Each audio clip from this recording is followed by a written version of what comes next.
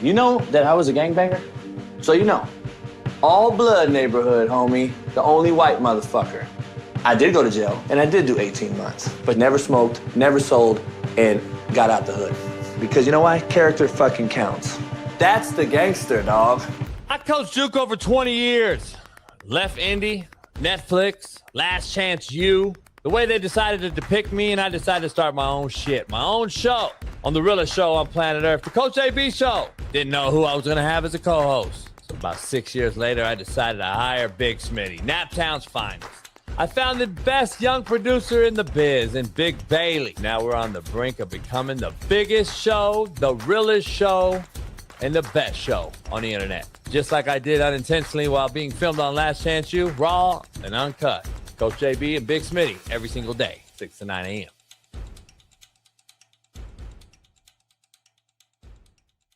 I'm kind of a fucking big deal, bro. What up, what up, what up? Sports Encyclopedia.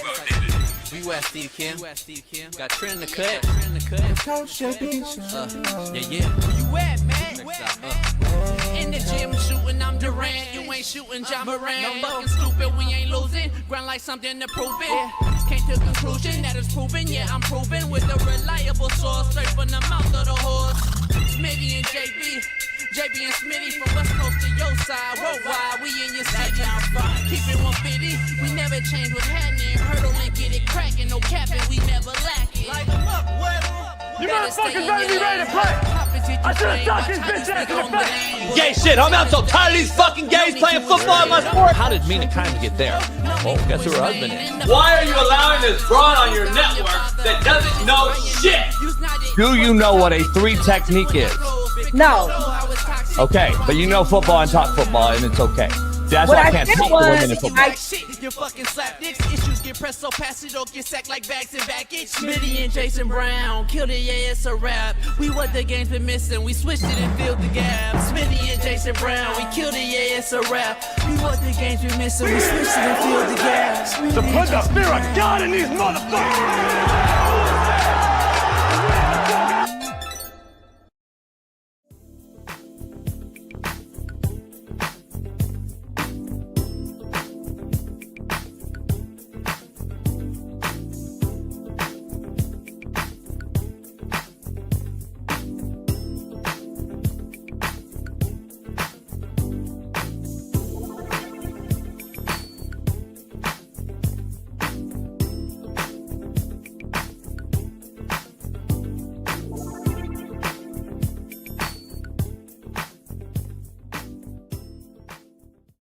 What up, what up, what up? We are in the building. It's Free Game Friday. Strap up, strap in. We got Brady Fajoko joining us, talk about some bidets. Whatever that means, we're going to get it broken down. We got Sean King. We'll see if Sean King is up and around. I don't know where he's at. I've been seeing a lot of videos surfacing. I've been hearing a lot of rumors. He hasn't gone on Whitlock in a couple of weeks. He's been doing a lot. I don't know if Sean Black Ice is in a rut or what. I'm sure Smitty will poke at him and get that out of him. Pause. But we're going to find out what's going on with Big King. Maybe he's in a little like midlife crisis. I don't know. We're going to find out. Gaining weight around the cheeks. We'll find out what's going on. But we got a loaded Friday for you. The NBA Finals Game 2 is here. And the Spurs, apparently, to Smitty, need to make love instead of just going in. We got a viral video going around right now about that. The Spurs must win tonight before heading back to Madison Square Garden. This team is ahead of schedule, sure, but this Knicks team is veteran-led with the historic Madison Square Garden in their corner. If the Spurs are going to be down 0-2, 0-2 going to New York, it is over. Finito, it is a wrap. Spurs can't go down 0-2 headed to the Garden. George Pickens saga continues as to why I still think there's a trade play for him and another big-name player before this summer hits. The Hurricanes fought back to not only tie the game last night and force overtime down 2-0, but tied the series with Vegas and the Vegas Knights. It's 1-1 as this saying shifts. This will be a great Stanley Cup Finals. But what do I know? What I do know is our Far East Sider, 317, LeBron Hairline having Lamar Jackson loving, AR5 defending, Caitlin Clark jocking, in and out, hating, White Castle loving, main man, Big Smitty.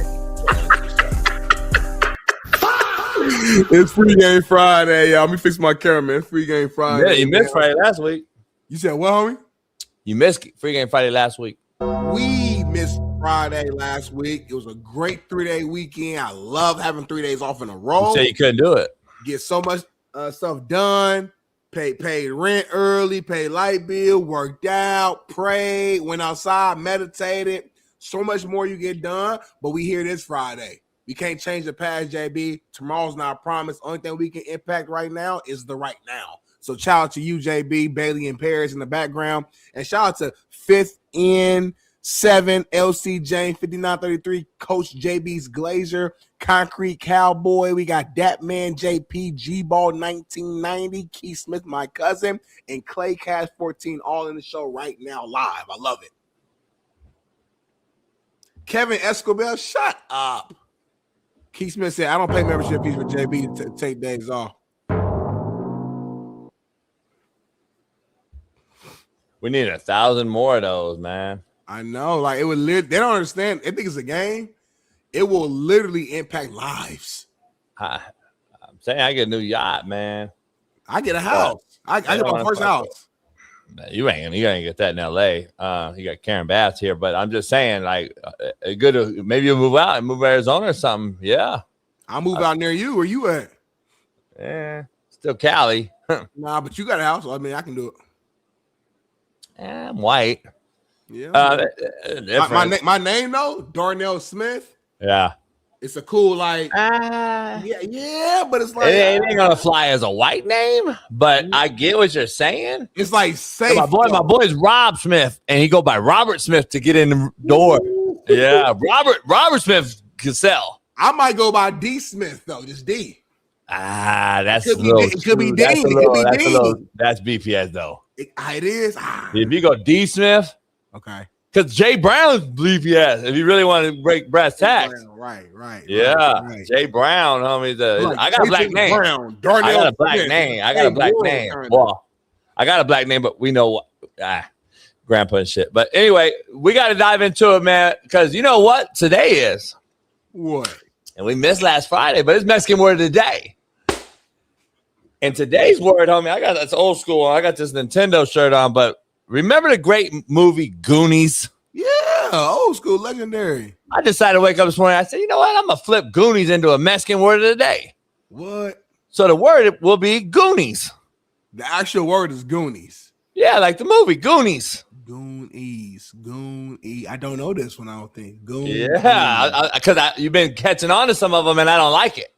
I don't like you to know before. So I've been doing extra. I've been staying up late at night figuring out other words so you don't catch on before I say it. Late at night, like really stressed out, like really deep thought. Like you yeah, I don't like that. You sit there. I don't like before I say it, and you're like, I know. And I'm like, I don't like that shit. So I'm gonna start coming up with shit like words that there's no way. Like there's no way. But Goonies, you got an idea or no? Nah, I have no clue. Huh? No clue. Oh my Goonies, I got some good head last night.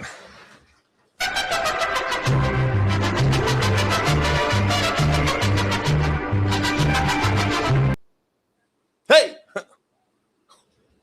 It's the dance though. That's the part that Huh? Nah, I mean that was a good one. I did not guess that at all, but is this part this will never get old for me. I'm saying that's the Mexican word, huh? I've never seen one Mexican do that move. You don't see them at the thing like ask Ruben and them. They'd be at that shit with the chanclas on, homie, and they'd be doing that shit. Chanclas, homie. Yeah. They do like stuff with their feet, and they be like they got good feet. Gene said, "Oh man, not too good, JB." Gene was disappointed on me. Yeah. I like this. See, I like it. The ones I don't like, they like better than the ones I like, they don't like. That's the world, homie. Yeah, fuck them. Let's keep moving on, man. We got a show powered by Underdog tonight. Today's show, because we're gonna give a little Underdog later on for game 2 tonight, as Spurs look to not go down 0-2. If they do, it's over, though, Smitty. We're gonna dive into that though before Braden Fajoko jumps on with us to talk about bidets and how the water shoots up in on your balls. We're gonna dive into that. And I saw his tweet. He hit me up, like he tagged me and said, Smitty will know. I really don't know though. So I feel bad that I don't know. But I'm looking forward to hearing from my guy his reasoning behind it. All right, well, let's hit the quote of the day, pay the bills. He's here. We're going to bring him right in. Quote of the day, powered by Underdog. Oof. Use our promo code, Coach AB. Get $50 on the first $5 to bet today. Game 2, Spurs Knicks. You can do it right now. Smitty, a weak man looks for sympathy. A strong man looks for solutions. I like that. I like that. Give it up for JB. Because I'm always looking for solutions every day. The solution. You look for sympathy a lot on the show, though. You look for sympathy, but I don't. And I try to give you solutions, but I hear you. Two things can be true, but a weak man looks for sympathy. A strong man looks for a solution. A lot of weak men in the chat. They always look for sympathy. They look for, I don't want to be a member. I don't got $1.99. Instead of finding a solution, go out and hit a lick. Go rob a big mama. Get some cheese. Use a credit card scam. Do whatever you got to do, homie. Get that $1.99. Be a member today on the Coach AB Show. Contrary to belief, Smitty, powered by Underdog. Oof. The hardest thing you will ever face is the truth about yourself. Contrary to belief. Yeah. The hardest thing you'll ever face is the truth about yourself. Damn. Yeah. And that's why this next guest I got to bring in, because I got to find out he's faced the truth and he's taking it head on X and Twitter and all the platforms, because he don't give a fuck. And he's like, man, I wash my shit with a bidet. It don't matter if I take a shit or not. And that threw me off. And he's a Uso. And I asked a lot of Usos, and they're like, I don't know what my Uso's on. And I'm like, I don't know. He got money. He got money now. And I guess they go out and get that sprayer. And some shit's going on, so I don't get what's going on. We'll ask him the poll question too, Smitty, while he joins us. Our main man, NFL veteran, LSU national champion, Uso extraordinaire, Braden Fajoko joins the show.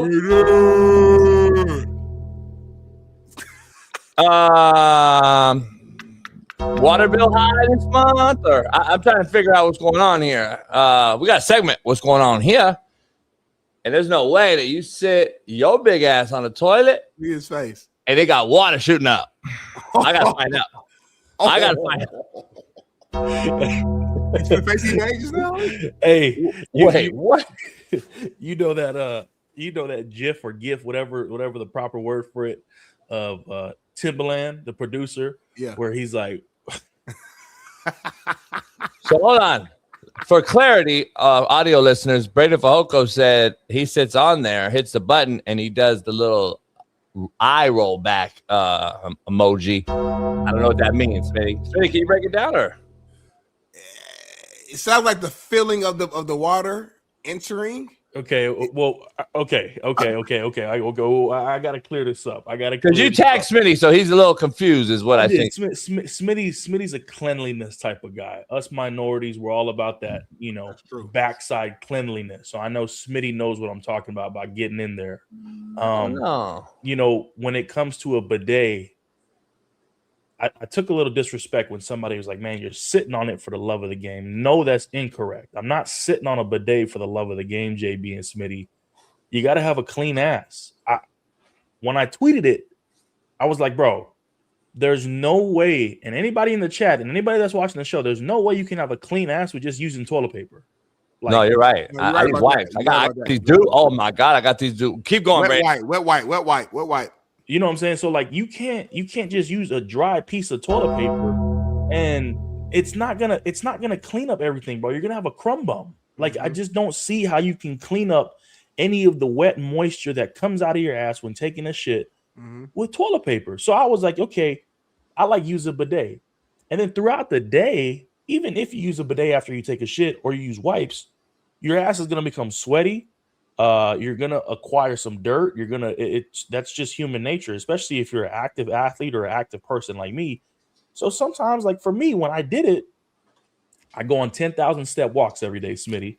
Okay. After my walks, come back, drop my shorts, hit the bidet, hit some hula hoop motions on it, get clean, wipe it off. Now I'm good to go. You know, that's just how I'm rolling. But a lot of people like walking around with stinky ass. There you go. He's got the poopsicles. I like the mint chills. I like my ass feeling a little cool after I take a shit. Okay, Everybody's okay. different. It is Fire what it nice. is. No, Brandon. I just got hip to these. This shit tastes. It smells.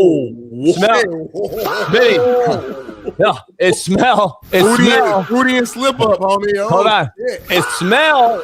Brady knows what I'm talking about. It smells like these popsicles, Smitty. Remember these popsicles? Oh, is that the firecracker popsicle, the red, white, and blue? Yeah, you know the red, white, and blue popsicle? Oh, yeah, I remember them. Homie, that's what it smells like. Oh, so when your girl give you AE, that's what they tasting. No, last night she told me, she's like, what the fuck? It was cracking. I'm like, yeah, it's called poopsicle. So I don't need a bidet. I don't need the water. I remember them popsicles. Those the ones they used to have a challenge what color you could get to on the stick. I remember those. You know, yeah, I know that challenge. That's these. It's only special edition. I know that challenge. They're only out for like a couple weeks. All the ladies in the chat, which color could you get to? I'm just curious. But no, I mean, I appreciate the explanation, Braden. So you got clarification, Smitty? Huh? Yeah, I got clarification. We are a clean group of people being in the minority, so I understand what Braden is saying. I'm a guy who likes to take the shower and kind of like lean over, let the shower hit the ass. But I understand what Braden is saying, though. Throughout the day, you can't just keep going in the shower all day. You got to quickly just sit down, boom, get going. That's the thing, Smitty. Not the shower ain't even gonna clean it. Mm-hmm. That's what people got the game mixed up. The shower ain't gonna clean the ass because if you think about it, your body standing like this, the water hitting your body like this. Mm-hmm. This is why you need a bidet because the water not gonna wash your ass from this angle right here. See your head right here, ass right here, legs right here. The water come in like this. The water can't wash your ass, so you need the bidet to come up. You need a bidet to shoot it like this. You know what I'm saying? But you can't just depend on that, right? No. So I do the hula hoop motion. That's a good. Can you break down? That's the part I want to double down. Yeah. For the audio listeners, Brady, can you kind of like verbally explain what the hula hoop motion really is? That's okay. Perfect. I'm glad you asked that, Smitty, because I want. Can you coach me up so I'm on the bidet here? I got you. We're on the bidet. Okay, JB, Smitty. All right, let's just imagine we just had some gas station Taco Bell. We had some of the most nasty shit out there. Like, ooh, you nasty. Okay, so we're sitting on the toilet. Boom, we're in World War III right now. We're getting into some dudes. Okay, cool. See, JB, that's where you're wrong. You don't need to sit up because it could get messy. Yeah, it could get real messy in there. We want stay grounded. Both foundational feet on the ground. I'm on the bidet. Like I'm squatting, eyes up. You're sitting down, squatting. My ass never leaves the seat. Okay, cool. I let everything run out. I'm relaxed. The bowel movement is rolling through me. When I take a shit, I like to rub my stomach like this, in this motion right here. Love it. Sitting on the toilet. For me, I like to get butt naked, JB. I like to get butt naked when I take a shit. Fair. Really? It gets hot in there, JB. It gets hot in there. Not only does it get hot, but you want to feel no restrictions. When you got shorts on while you're taking a shit, then your legs are like restricted in. For me, man, there's like a third leg down there, so I gotta relax. You know what I'm saying? So it is what it is. So, anyways, let's get to the bidet. This is why we're here. This is why we're talking. Like this, I'll be on the toilet. Let's get to the Jared McCain tax. Okay, here we go. So we get on the bidet. You sit on it. Everything's good. Don't move. Now, once you turn it on, I like to start off with lower pressure. I don't just go into that thing. Sean Merriman lights out. You can't just turn up. You cannot just turn up. You are going to hurt yourself. Okay. I learned from experience. So we get that thing squirting just a little bit. Now you start doing a hula hoop motion like this, but your butt never leaves the seat. Okay. You start I'm just doing this. Turning. You know what I'm saying? I like to get 10 hula hoops. 10 clockwise. 10 clockwise. Okay. Now, after you hit 10, turn that water pressure just a little higher. Get to 50% now. Turn it up a little bit. Okay. Now we're gonna go back the other way. 10 hula hoops. Other way. Yes, sir. Yes, sir. Okay, 10. And the reason you want to hula hoop both ways is because your ass is a circle, right? You can't just clean it one way. If you clean something, you got to go like this, and you got to go like that. So 10 both ways, man. It's gonna get everything clean for you, man. Cleanliness is the name of the game. And that's it. We're done. No wipes or nothing after that. No, my bidet has a dryer installed. I don't know how. I don't know where, but Costco, $75. The only thing my bidet doesn't do, and somebody said, man, you got to get the bidet that moves around like the Bellagio water fountain in Vegas. I said, holy shit, where can I order that? So apparently Costco sells these toilets? Yeah. It's pretty. It's self-explainable. You can install them, bro. Oh, it's an add-on. It's not a toilet. That's what had me thinking, bro. Now it makes sense. Apparently, there's bidets, man, that the water moves around for you. So I gotta look into that. Those are the full on, the big time. That changed the game because now that eliminates the hula hoop motion. Yes, less strain on the ass when you're on the toilet. Yes, more relax. And for me, I'm 50. It's more calves, quad. If I'm on the ship for a while, I might just not get up. I'm cramped out. I'm fucked. So, bro, I get it.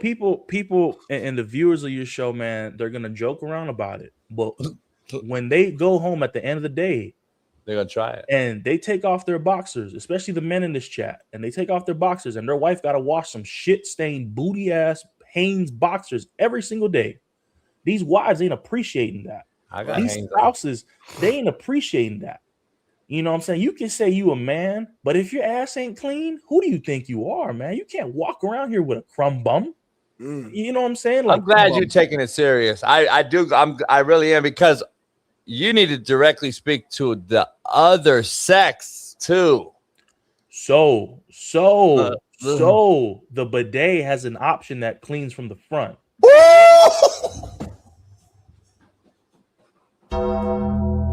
You bullshitting, Braden.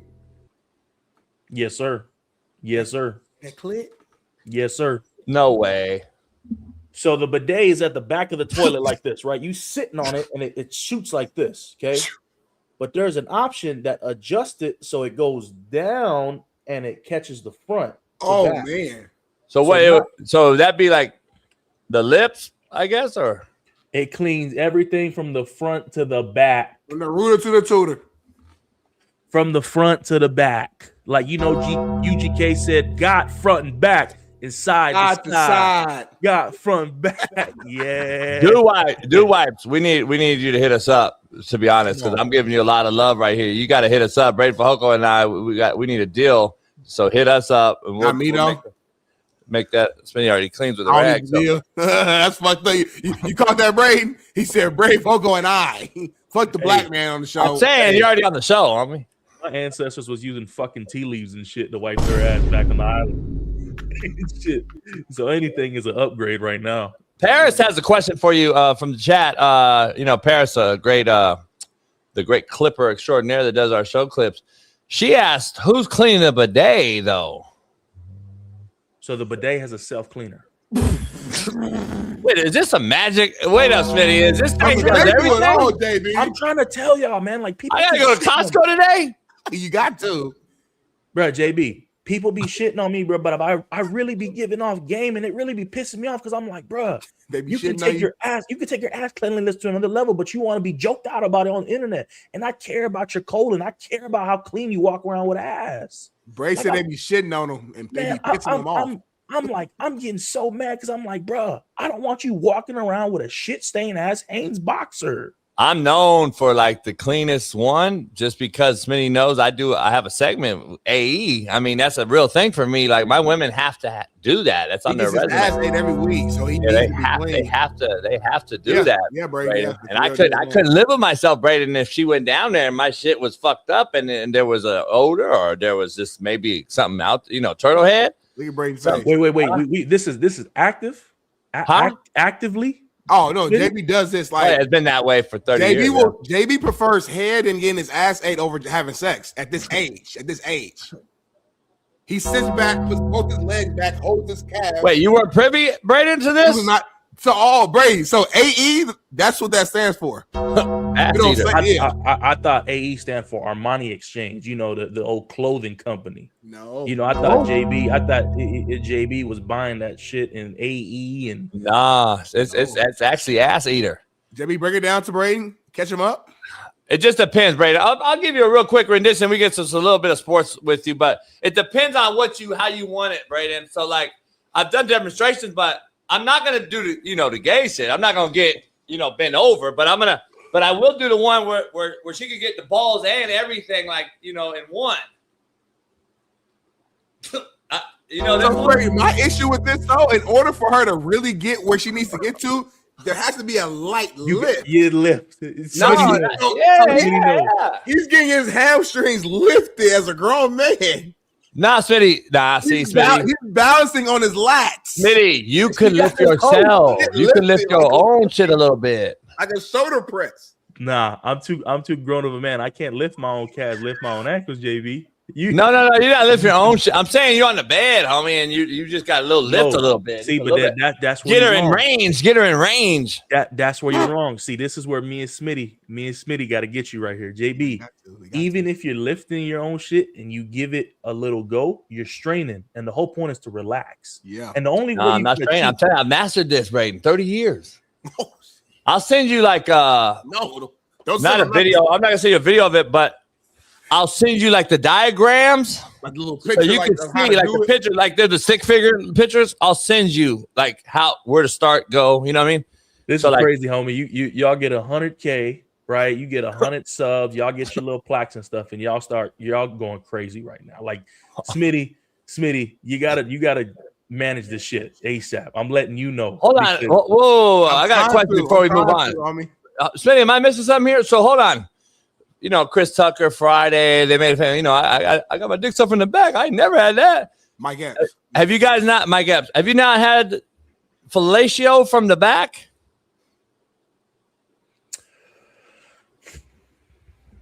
Because just think about it before you answer. Before you answer, think about it. It's not far. It's not a far exchange from the balls to where the bidet would hit. I'm just throwing it out there. It's different between like. Yeah, it's different, but wait, let it happen. See what happens. If the tongue or the saliva slips up a little bit mistakenly, that's one thing. If the goal is to literally go to that spot and focus on the ass, that's the difference for me. But go ahead, Braden. And Braden, if that is her goal, well, Braden, if she does do that, Braden, you got a winner, chicken dinner. You know what, man? You only mess with strong women, huh? Huh? It gotta be a strong girl. Not if she's sucking it from the back. Me and JB had some convos. He did explain to me one time. He said if she ain't 280, she ain't a lady. So right. I got respect for JB, man. But I asked a girl on the show if she was a 3-tech. She knew what a 3 was. So I'm just asking, like, what happened? I respect women. I have a wife now. I won't go into details about our private life, but I'll say this, man: a bidet can accomplish a lot for you. Thank you. I'm trying to tell you. You said enough. You said enough. I already know. You said enough right there. You've been a coach, JB. You know what it's like maximizing talent on a team, man. Getting the most out of something. You know what I'm saying? Like, I get the most out of that purchase. You know what I'm saying? So. We live, we learn, we forget, and we move on, but we live to fight another move on amicably too. Got to. A lot of women probably using that bidet just because of other purposes, though. Now that I know what it does, single women, buy you a bidet. We'll leave it at that. Fuck! I didn't like my experience with bidets, but I'm willing to give it another try. You can't even fit on a bidet, you fat wobble body fuck. Shut up. Is Keith a big guy? Oh, really he's bigger than all of us. He's bigger than you. Really He's I just gotta ask, like, what was so bad about his? He's Chester McLaughlin size. I just don't understand. Like, I've never had a bad experience on a bidet. He can't fit, Braden. He can't fit on it. That it hit his hamstring instead of hitting like the actual point of attack. He has that issue, Braden. So he said he shows a picture. He sits and shits, and his nipples hit his kneecaps while he's shitting.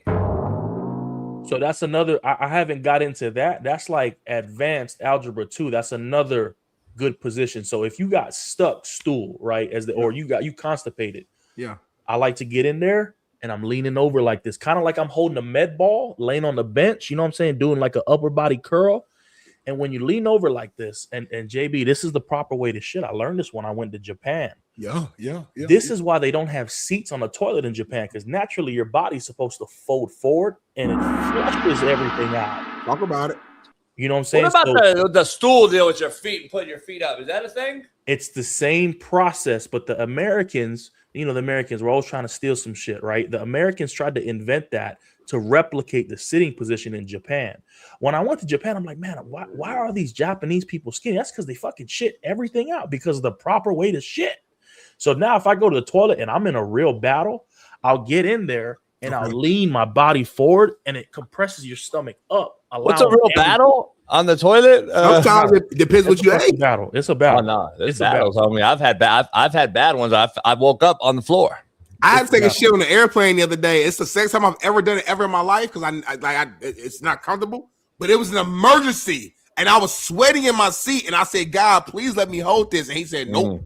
And I ran to the bathroom, and I'm too fucking six. At the time, I was 275. There's no space, but I had to let it go. That was last week. Fucking plane had turbulence and shit. It was the most uncomfortable shit I've ever taken in my life. Dog, we came back from Hawaii on vacation the other day, and you know how you get to the airport. Sometimes there ain't no freaking restaurants to eat. Yeah. So I got Burger King for the first time in 4 years. I'm never getting it again. What you order? I got a triple Whopper. That thing was good now. Like, it was good. It was juicy. The meat was good. It went down my mouth good. Awesome. And I'm in there. I eat the whole burger. I get on the plane and the first turbulent hits and my stomach is just like, you know what I'm saying? So I get in there, bro, and I don't like shitting on a plane. There's a few things I believe in life, Smitty, and you're right about it. I don't like shitting on a plane. There's just something about it. It's disgusting. Yeah. It's disgusting. So I get on that plane, man. I don't care. I raw dog the seat. That's how bad. That's how down bad I was. I had because the toilet paper so thin, I couldn't put it around the seat. I couldn't do it. Couldn't do it. And that's another thing too for people. If y'all go out in public, and use public toilets and you raw dog those seats, something is freaking wrong with you. Nah, I carry these, homie. I carry these everywhere. I wipe the seat with these and put the paper down. Remember that. And the bottom. Remember, a lot of these nasty motherfuckers in public restrooms piss all over the floor. So when you drop your drawers, your shit gonna get on that seat. I put that paper all over the bottom. I use wipes with my feet, and I wipe the piss. I put the wipes on there. Yeah, you got to get ahead of the game. I went home that day though and took the craziest shower because I was like, damn, free game. I'm telling you, you put the wipe down, Smitty, on the. You put a bunch of wipe, and you do this. Yeah. Clean that motherfucker up. Then you throw the paper down on top of that. Because it be piss everywhere. Yeah, because you don't want. Yeah, you got to do it. Look at Brady. You got to do it. Yeah, you can't just drop your pants and then get up. Brady, in the back of your shit got someone else piss on it. You can't. Free game Friday, Brady. Free game Friday. See, this is why I told y'all I don't go into the bathroom using my drawers laid down to my ankles. I take shits naked. So in the public restroom too. In a public restroom, this is what I will do. I will go in. I will wipe the seat. I don't use the toilet paper from the bathroom. I go and get the tissue paper, what you dry your hands with, because if you don't know this, when a toilet flushes, it also disposes bacteria in the air around that stall. Okay. So while you think getting fresh toilet paper and putting it on the seat is good, it is not. That toilet paper is still a product of that shitty ass stall disposing bacteria around. So I get the napkins by the sink, right? I'll pump it out, I'm pumping it out, right? Yeah. Get those napkins out, wipe it down, put the fresh napkins on. I take my shit off. I hang my shorts and my drawers on a little hook. You know, got little hooks in the stall when you close it. Get in there, relax, do my due diligence, and I get busy. I keep it professional. You know, in public restrooms, though, the problem with that is, nowadays you could actually have a little boy or girl watching the opposite sex. But back in our day, it'd be just a men's restroom, hopefully. And so, there's quite a wide gap in those doors, Braden, and you're kind of exposing a lot of, because Brady, you've been to a football game and they're walking by, they're like, is this motherfucker full? And you're butt naked in there and they see through that crack. That's Brady in there barefoot too, by the way. He butt naked, like barefoot. He Uso. Like Uso, barefoot. Hey, Smitty, that motherfucker, Smitty, He doing his shit. He doing the I want to, what's it called? That shit y'all do. I love it. What's the tradition y'all do? We like that shit hard. What's it called? You talking about the haka? The haka. They do the haka before he take his shit, homie. Dog, I'm telling He you. just flip up his sandals in the fucking air, homie. Hey, JB, you know what's crazy? You using the little gap in the stall. That's a great question because Yeah, bro. you know it as much as I do. As soon as you this is the stall right here, right? Yeah. Somebody start looking. I hit this right here. No, yeah, you do. Hey, this is exactly a great picture right here. These three pictures, these three lines that we're looking at on the camera. That's the line. So Brady's right. You got to do like this. You got to look like they can see your shoulder. I don't want them to see my face. Like you can see this right here. Like, is somebody in here? Hit that right there. Or another thing is if you win something and you in a back stall and somebody like trying to get in and it's locked, you hit the, you know what I'm saying? You know exactly what I'm talking about. Hey, Smitty, I do that anyway. If I got a shit and I know it's about to I might, I'm in that motherfucker like, I'm trying to shit at the same time, making noise and shit. See, hey, hold on, homie. I be holding this shit until somebody else flush their toilet. Yeah. That's the way. You can't. You see, the noise can only get you so far. Smitty knows games. Smitty a real ball knower because I've done it where you shit and you unload while flushing your toilet, and that could get real freaky and real nasty in there when that water splashes back up. Especially with these public toilets, they're made with a lot of air pressure and water flow to flush everything one time. Talk about so while that's cool, that water splash up, kiss them booty cheeks with all that doodle meat, it could get real nasty in there. So Smitty is right. You got to unleash the load when and I know it's hard, right? Sometimes I get in there and I know I'm about to release some big shit, but man, you got to strain a little bit longer. You got to hold it in a little bit longer because if you cannot flush when you take a shit, you have to wait. You have to wait for the right time. And as soon as you hear it's like the ball snap when you play defensive line. Yeah. When that ball is snapped, JB and Smitty, when I hear that first sound coming from another stall, I am releasing everything in the back and it's coming out. And I promise you, by the time that flush is done, I've already did my work. I've got the sack. Next play in the huddle. Let's go.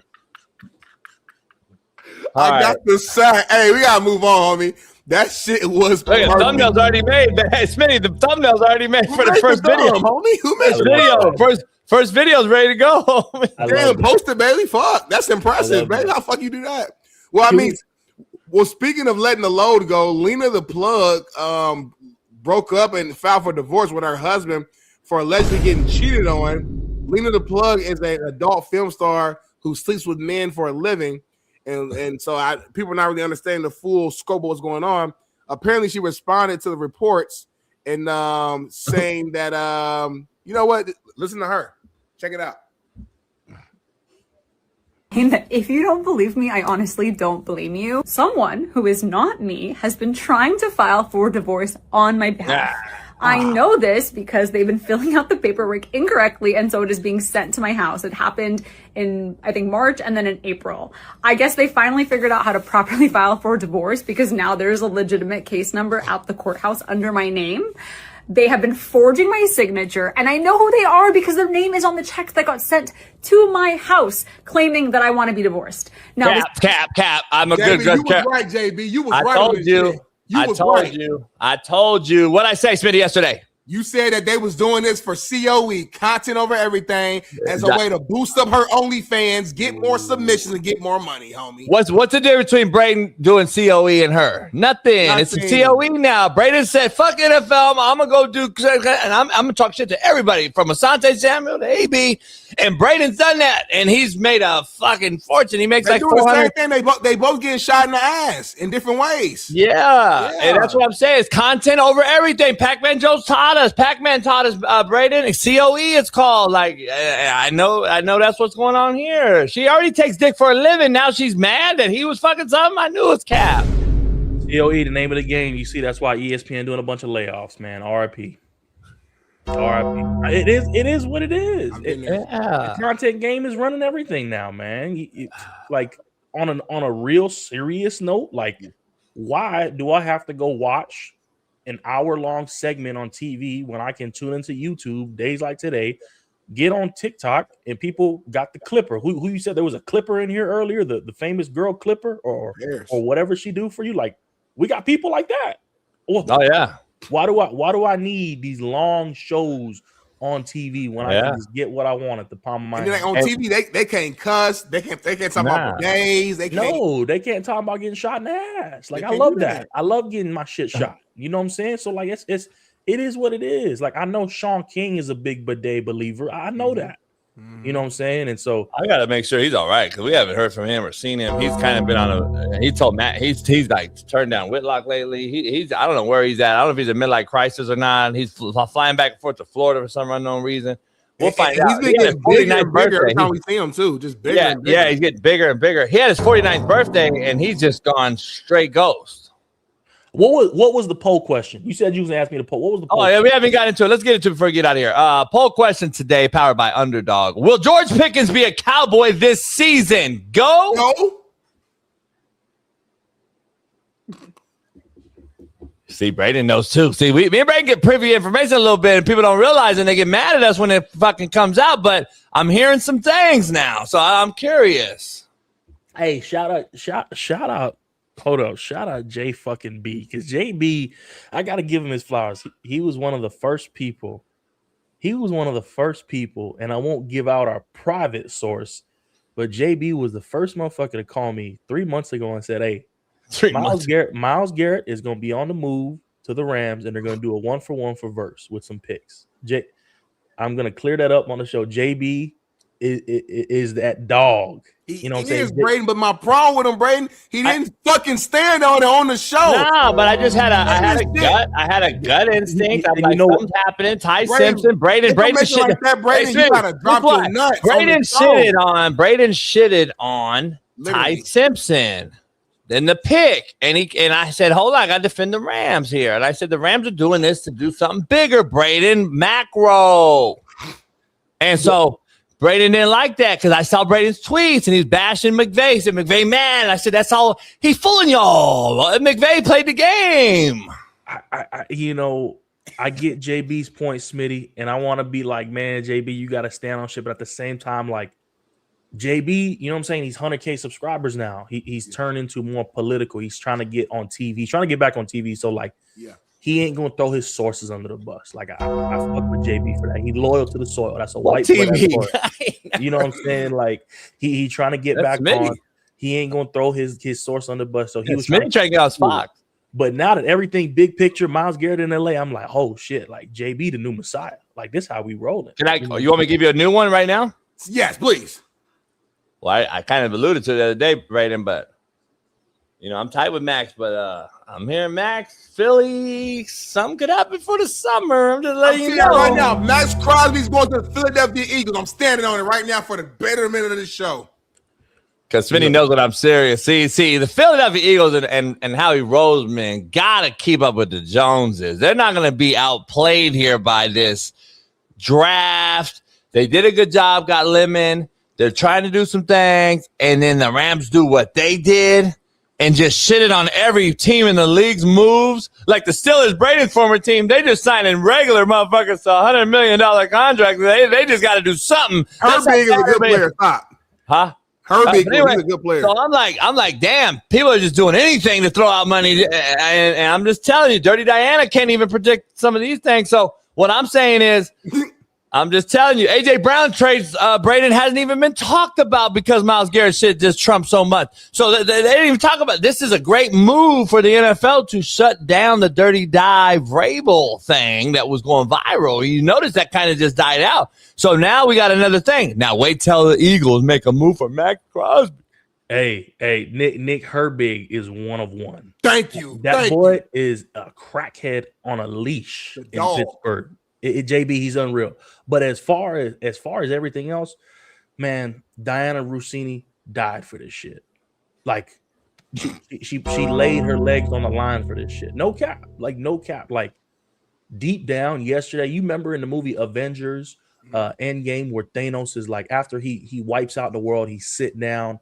Yeah. And he like sits down and he's resting. He's like, I can finally set my restful eyes on a fateful universe or whatever, some shit like that. Like there was somewhere someday, man, in all realness, where Diana Rossini was sitting down after that AJ Brown trade, and she was like, "Wow, I can finally rest. Like this is what I opened my legs for. This is what I was eulogy.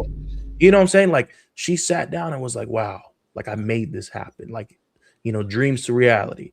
And so I got to give her a shout out, man. Like because of her, she laid her legs on the line for this shit for AJ Brown. You know what I'm saying? And it happened. Like there's power. There's one thing that's undefeated, JB and Smitty. Y'all know what it is. Yeah, Two things. Oh, what's two? New pussy.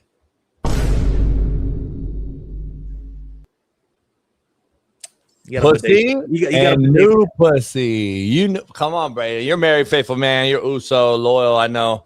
But for a regular guy, and I just got done last night, you know, hitting something.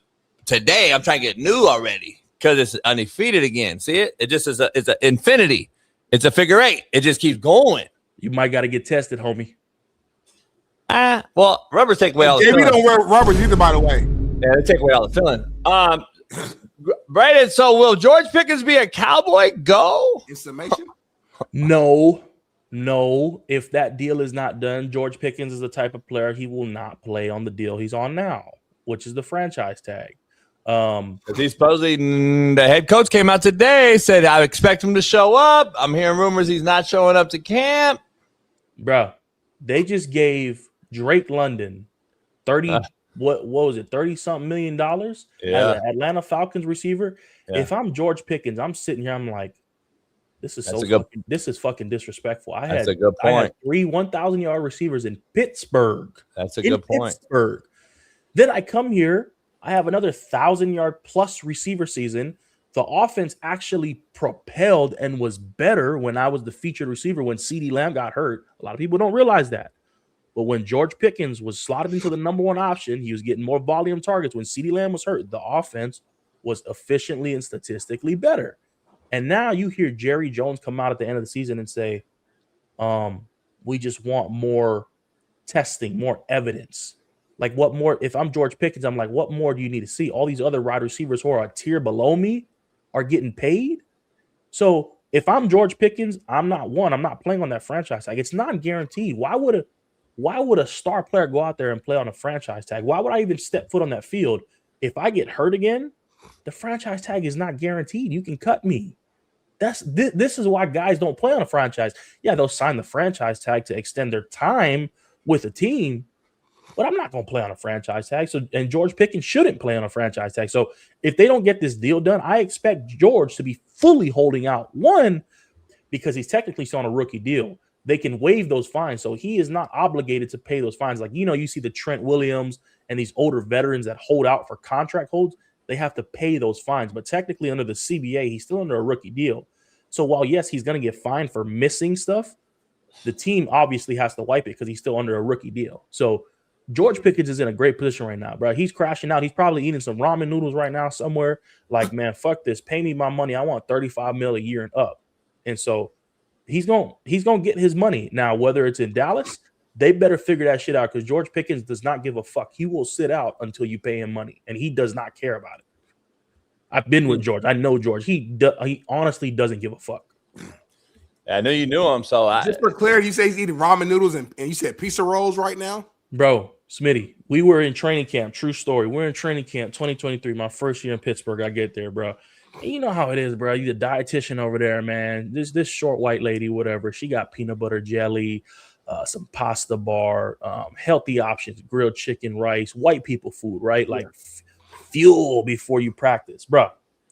We're sitting there in the cafeteria, and this man George Pickens comes in, heats up 2 instant cup noodle bowls. You know the little bowls you put water in, put them in the microwave, and you heat them up. 2 chicken flavor, eats those, and go out and flames our DBs at practice. I said, man, this motherfucker is different. On top of that, he added some sriracha, he added Tabasco and salt and pepper to his shit. Oh, he a brother for real. So I know his fucking liver is on fire. Like, and this the motherfucker that go out there and don't give a fuck and will go for 150 if you give him the opportunity. Like, this motherfucker was eating instant noodles before training camp in Pittsburgh, PA, where training camp is hard, notoriously hard. So, bro, I watch guys out there hydrate properly, eat all these chicken breasts, broccoli, go out there, fucking tear a hamstring. George Pickens went out there, 2 instant cup noodle bowls, going crazy, going ape shit. Damn. Ape shit. Fuck. So in summation, the Cowboys could be making a move. Not only can they trade him somewhere else for someone else that we just kind of mentioned, right? There's a rumor back in the day that Max was maybe a Cowboy as well. Jerry Jones liked him. I only see a couple possible moves left if Pickens is not a Cowboy, right? That means they trade him from somewhere for somebody, right? There's only a couple somebodies left. I think he either ends up if he does not end up as a Cowboy this year with a new deal, he probably goes to Vegas or he probably goes to Philly. Those are my two options where I'm like, all right, George Pickens. And Philly, the reason I say Philly, JB and Smitty, is because like even though they drafted Mekhi Lemon and they're moving Devontae Smith into a wide receiver 1 role, Howie Roseman, he has like this love affair for crash out players. I mean, he loves Georgia players. He is fascinated with the fact that drafting guys who can't get their life right off the field. Like he absolutely loves that shit. And I applaud him for it because those are the most talented motherfuckers out there. Yeah, like, last chance you. Spitting on quarterbacks and shit. Like, hey, no cap. If my D lineman ain't spitting on quarterbacks, I don't want you playing for me. You got to have some shit to you. JB knows how it is. I can't have twinkle toe, cookie cloth cutting motherfuckers out there. Coach, am I doing this right? Coach, what gap? Like, man, at the end of the day, go play football. JB knows how it is. I can't coach you every single play. Yeah. Like, go be a dog. So I think he either ends up in Philly or he ends up in Vegas. Those are my two options if he doesn't get his guaranteed deal in Dallas. That's interesting you said that because I told Smitty the other day, Devontae's not a 1. No, he's not. He's not great a 1. He's a great 2. He's not a 1 because of just strict body stature. Like he's just not a 1. He has to be though. No, he's not. But Smitty, nice. he's got to have another. He's got to have Batman though to be nice. He's not. He's 150 fucking pounds soaking wet. He's not going to get to man the double team. If he's the only one on that team, there's trouble this year with Jalen Hurts. I'm going to tell you right now. They are in trouble. He's got to check down to Goddard every fucking day and swing it out to Saquon because he can't fucking read coverage anyway, number 1. Number 2, he's going to sit there patting the ball. And Devontae's getting fucking double teamed running down the field. There's no way. No. Brady knows Devontae's a move guy. I got to move him to get the mismatch. I got to get him on the Sam backer, and I got to get him on that nickel or that dime, that safety that comes down, invert to cover 1 high, and he's on that safety now. He's the guy then. But you had AJ over there. They don't have nobody.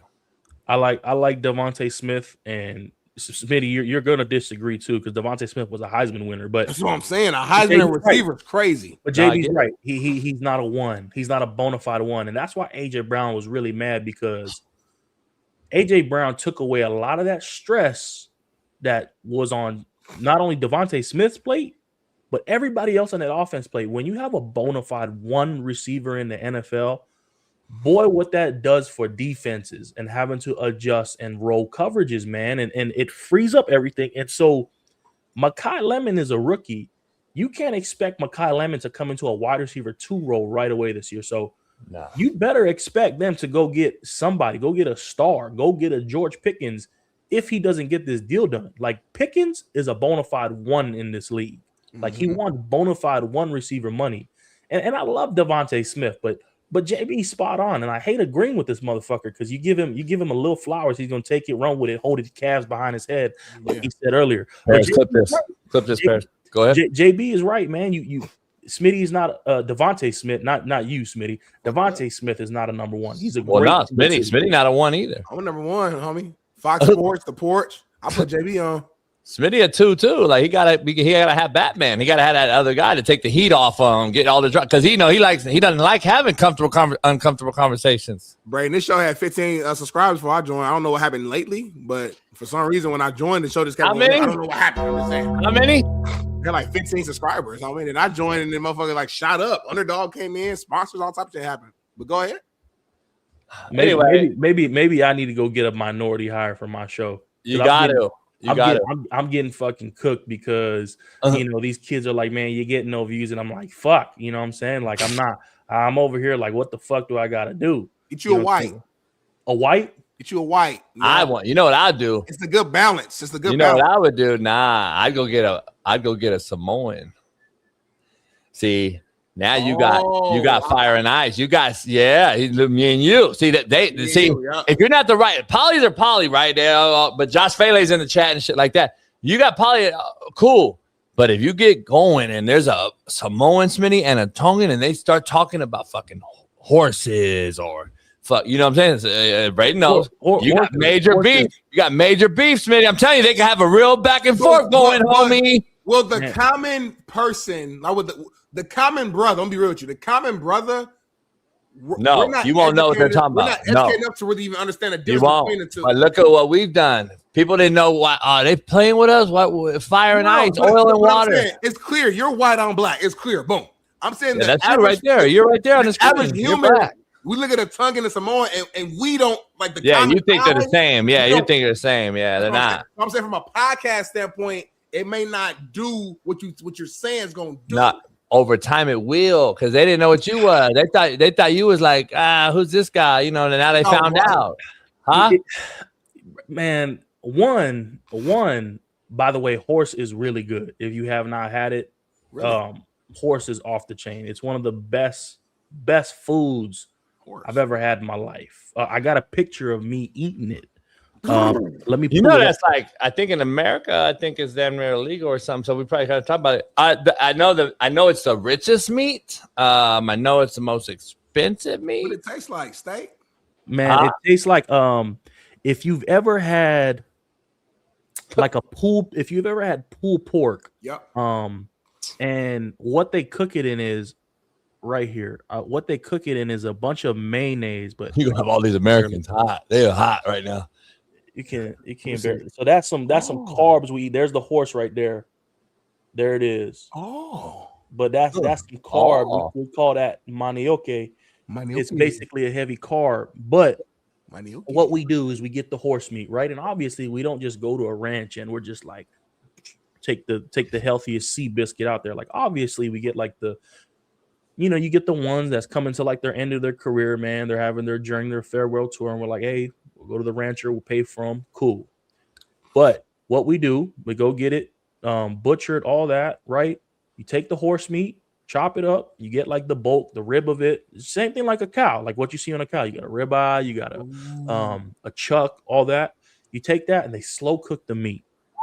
They put it in a drum smoker. They cook it on the ground like the old Polynesians used to do. Tender. They cook that shit and they tenderize it like tendernism. Okay, so what you do is the horse meat gets cooked 8 hours, 10 hours. Then what they do is they make the sauce for it. So the sauce consists of chopped up onions, garlic, paprika, mayonnaise, coconut milk, salt, pepper, vinegar, and honey. Right? All mixed up into a sauce, and they drizzled it all over that horse. That's what you see that white stuff was. And I promise and I swear on my son's life, Smitty and JB, on this show right now, testing top 5 foods I've ever eaten in my life. What? Top 5. Oh, I've been damn. I've eaten a lot of crazy things. I've eaten a lot of animals in my life. I'm Polynesian. That's what I was raised doing. Yeah, these people in the chat don't have no idea. They're gonna have they're gonna call PETA and shit, but they'll go out and kill fucking Bambi all day. They'll go out and kill Bambi all day, Smitty, and now they got a problem. But a horse breaks a leg, what do we got to do to it? Gotta kill it. Put it down. You got to put it down. So you might as well give back to the community. I'm telling you, bro. Like if I got to get out to Cali because I know some poly people out there who make it. I'm gonna bring y'all some, and don't judge it before you try it, and don't think about like. Just remember, man, horses, they don't live in a house with us. The only animal I refuse to eat is a dog. I won't eat a dog. Can't do that. Good. Whoa. This is breaking news? Oh, my goodness, motherfucker. In the car, homie. He probably came in here.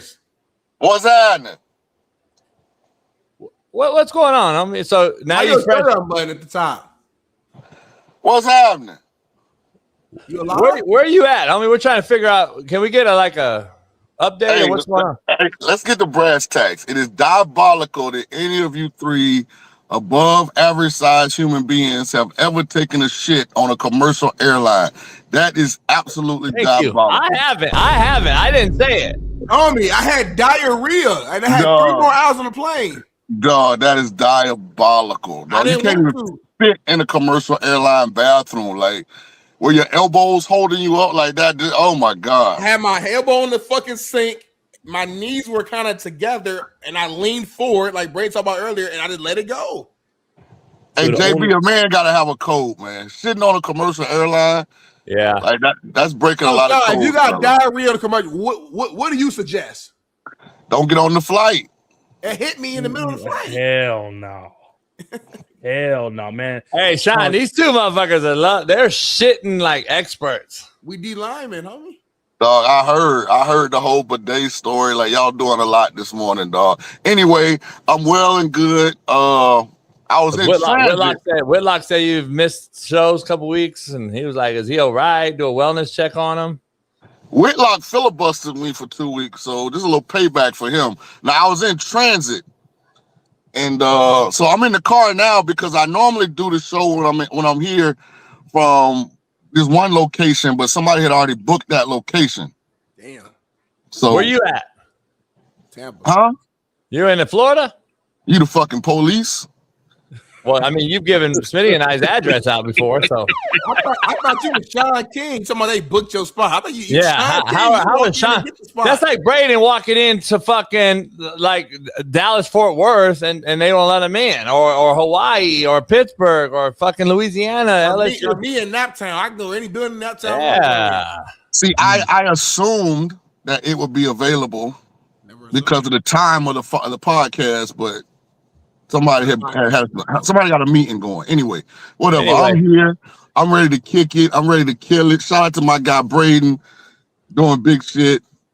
Hey, big shit. Literally. Very big shit. Well, real quick before we let Braden go, we do have one more important topic that we wanted to get into. Researchers are saying that they're planning on discovering a new type 10 diabetes.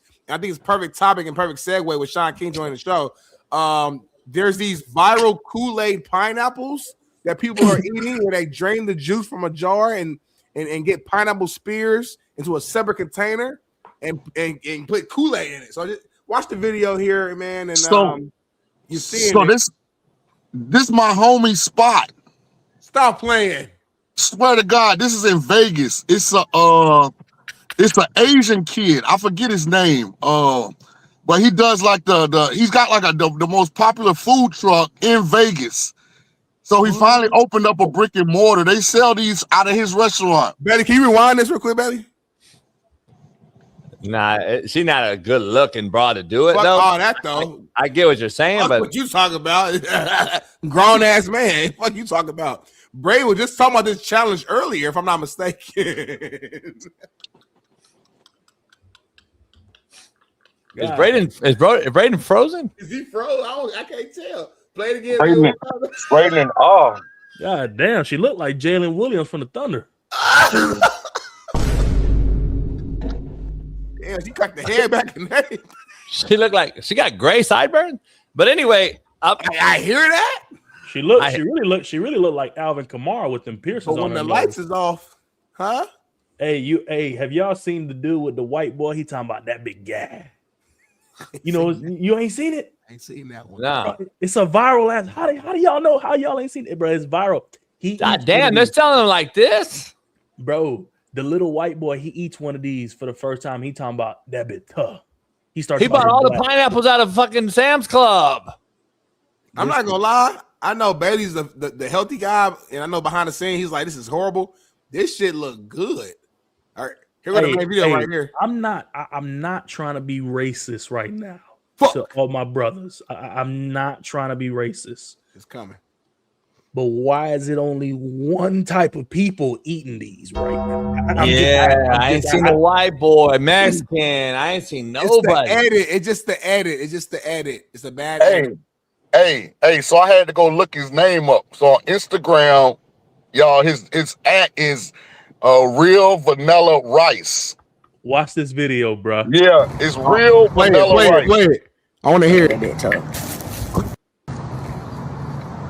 Yeah, that bit tough.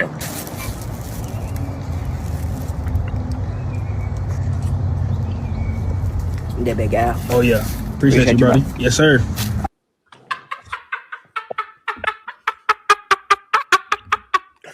That's JB son. That bit tough. That big guy. That big guy. What did he say? Can you translate? What did he say? That shit fire, homie. That shit it's doing what to do with it. That big guy. That big guy. Yeah, I'm doing this. I can't do it at this age, Braden. I'll shit all over myself. I can't do it, but that was my question to Smitty and Sean in the most non-racial way. Other than that big guy over here, why is most of the Kool-Aid pineapples like one type of people? Yeah, because it's like pineapple on the island. So it's talking Polynesian, but then you got brothers mixing Kool-Aid with the Polynesian like specialty. I mean, you go to Waikiki, you go to the Dole, North Shore, you go to the Dole plant. Like, I'm trying to figure this out. Hey, and for full circle, the kid is Asian who makes them. His IG is real vanilla rice. Like, So for real, like, you got an Asian with a real vanilla rice name selling to black people. He started with a food truck. These are sold at his restaurant. I'm just telling you. I actually know the kid. Good, Sean? I haven't had him, but I know the kid. He cool. He cool cat. I want that orange one and that red one. That shit do look good though. You're right. You know, you bullshit, man. That shit look fire. Nah, I would fuck with the green one. See, watch how she eat this shit. Oh shit. Is that? It looked like it would be good to taste, but it looked a little overwhelming to try and take down the whole thing. Yeah, you can't take the whole thing. Sure. But now, and they drinking it after. They drinking it after. Got to. It's the Kool-Aid. That's got to be so saturated with. I used to love Kool-Aid. I ain't gonna lie to you. Hey, Bailey, if you could put the Instagram up there for my boy, I'm trying to give him some love. I used to make Kool-Aid. Real vanilla rice is his IG. Hey, Sean, when we come back for commercial, when Braden disappears and we go to commercial, you're going to have to come back and change your landscape of your phone because right now you're on some BPS shit. What you mean? Yeah. See, now Paris could do her job and cut the clip right. Hey, you don't care about the show. You come in when you want. You come in late. You miss 2 weeks. Like, you don't care about the show. First of all, stop yelling at me. Hey, Braden, we'll see if Pickens is a cowboy. We're going to figure out this bidet thing. Go to Costco right now. Use promo code Braden Fajoko. Get you $15 off on a bidet. And let us know it came from the Coach AB show. Follow Braden on his YouTube channel. He's just starting it up. He's getting it going. I say go get a Samoan. Smitty says no. We'll see. Subscribe to me, man. I might do a live bidet cleaning on my YouTube show tonight. So we'll see how that goes. Do that on Kick. Bailey said he'll produce that shit. Bailey said he'll produce it. He'll probably get age restricted, but he'll produce it. Yeah, do that on Kick with some folks. Adrian Broner in them. Braden, much love. Appreciate you hopping in. Hopefully we'll see you again next week. Sean, we'll be back after this. Pound that like. We'll be back in 3 minutes. All right.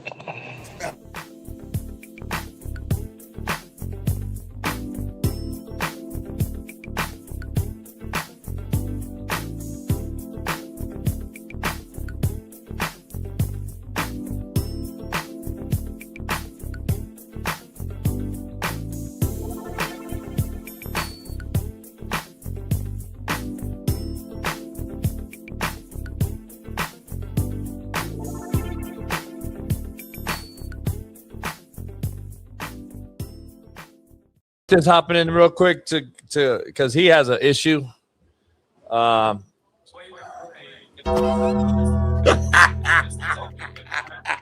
Hey, put them big ass titties away. Damn. Then what, AJ? Then what? Them Mark Henry ass titties you got in a fucking cigar lounge.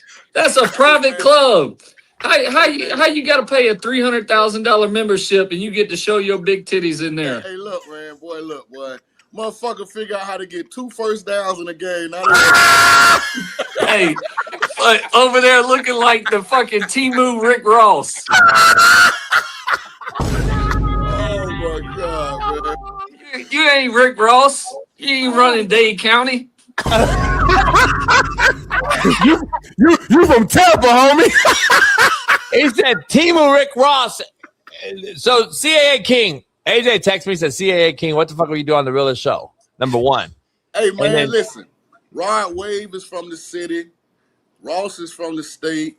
Boss man D-Lo. Like, this how we get down, baby. How you know all the young cats? Cause I'm connected to the culture, baby.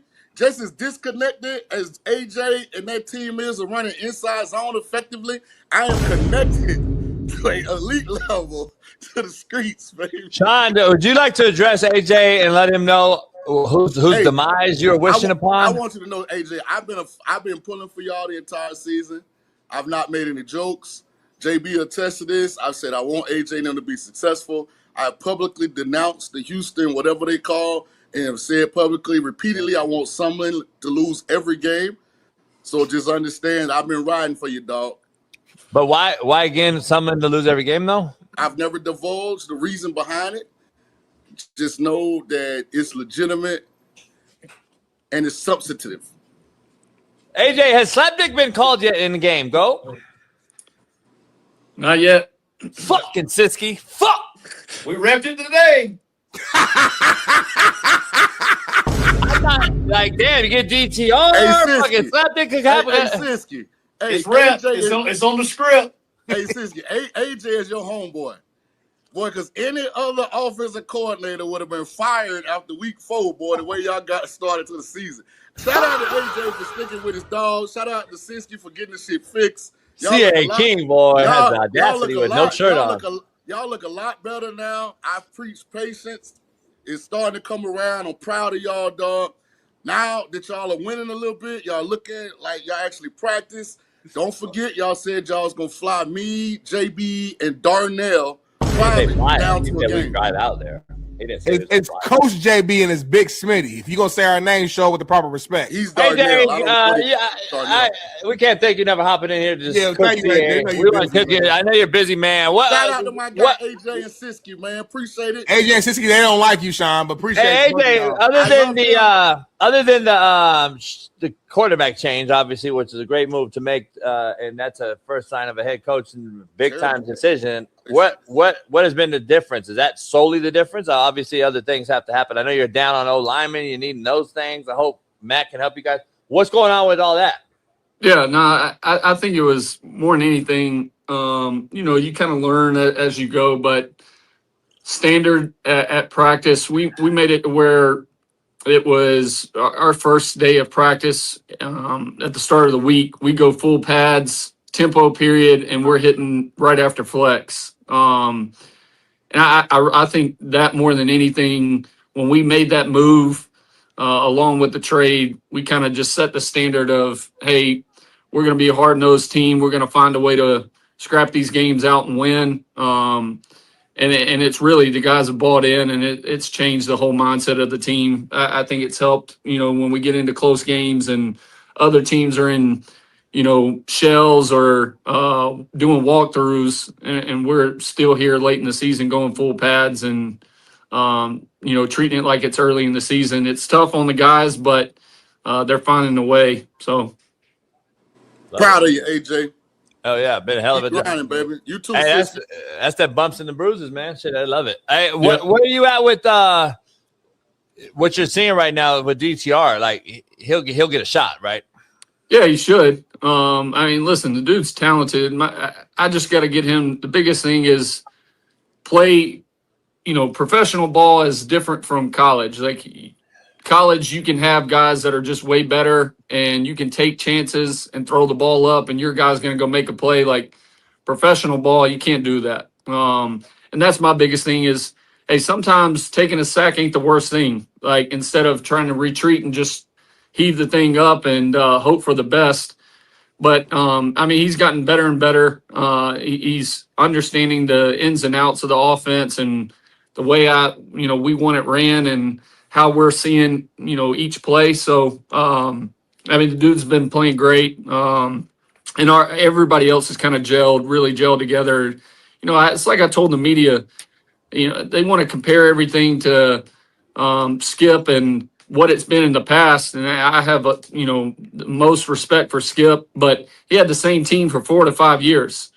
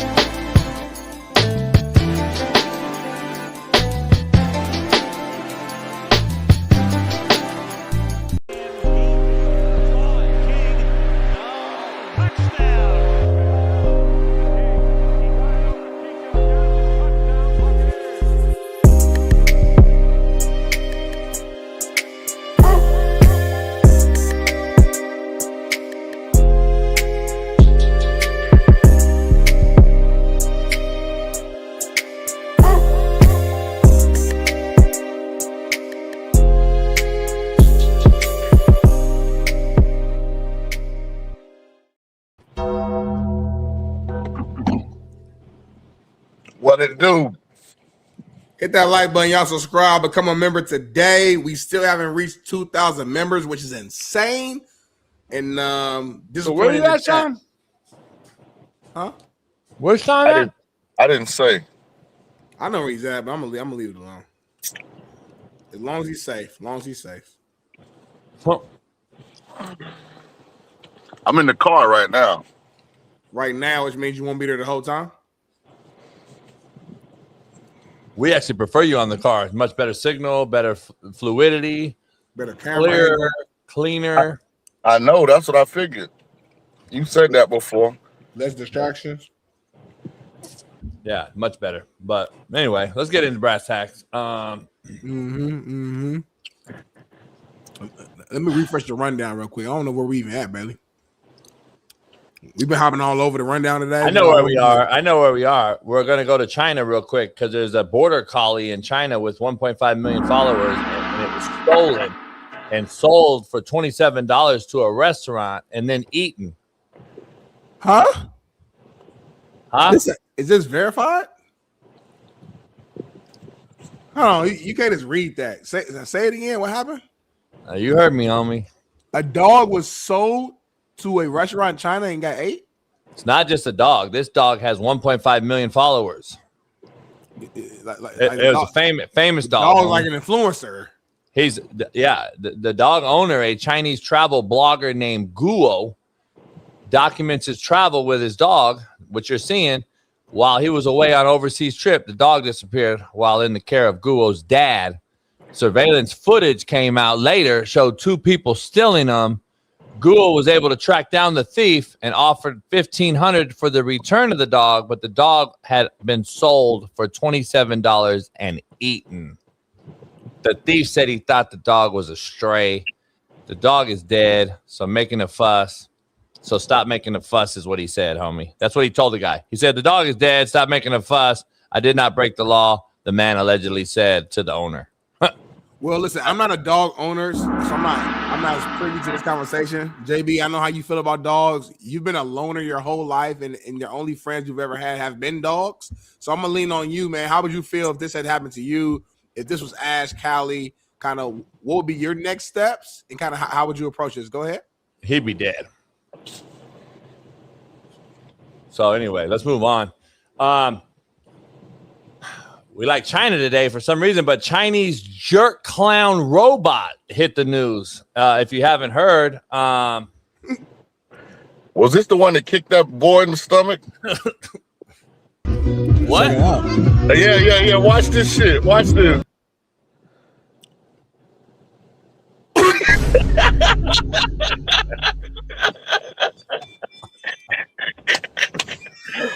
Oh, snap. I'm sorry. That shit's funny. Homie, have you seen the little girl in the yellow, though? Peep the girl in the yellow right there. Okay, yep. Keep an eye on her after the kick. Let me see. Wait.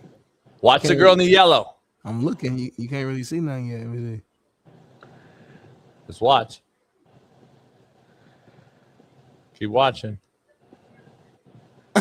She's cracking up. She's laughing like a motherfucker, homie. Hey, watch the robot. Look at the yellow. Badass old kid. Little young. But watch the robot after he kicked. Look how he backpedaled like, ooh, my fault. Watch. Oh, shit. Nah, see, I don't trust that shit. I think that motherfucker was, if he had straps, that's when he draw his strap and finish you. I don't trust that motherfucker. Hey, think about being a parent. Like, you really don't know what to do. Yeah. Because you don't know what the robot capable of, so you don't want you and the kid to take an ass whooping. Right. But you pissed off. Well, if you're a parent, you can sue the company. That's what you can do. Yeah, well, that's down the road. We're talking right here in the heat of this moment. Some robot came up and drop kicked your kid in the stomach. Hey, bro, but like, what made the robot do that though? Like, what went through his head to just do that? Like, that's a full spinning roundhouse kick to the stomach. He glitched. That's got to be a metal, some sort of metal, titanium, aluminum foot, right? So that motherfucking pointed ass foot hit this motherfucker. I'm suing the shit out of this company, by the way, if whoever it is, because now you give me internal damage, Smitty. I got a kidney. I got a fucking, you ruptured a fucking, my spleen. You've done all kind of shit because we don't know where it kicked at and hit him at. You ripped an intestine. I'm doing all kind of shit. I got all kind of doctors on my corner right now making up shit. If I'm the company though, this is what I'm selling and kind of my argument. I'm gonna say, listen, the robot was doing a routine. We're in China. He's doing a whole MMA style fighting routine, and his little boy stepped out too far into the field of play, and it was an accidental scenario situation. The robot was not attempting to kick the boy in the stomach. He was doing a roundhouse kick motion and just so happened to be at the wrong place at the wrong Sean, time. I see something totally different. Are you with me on this one? As an old school, like he sure looked like that motherfucker tried to kick that motherfucker. Yeah, he looked like he picked him out the crowd and said, "Got one."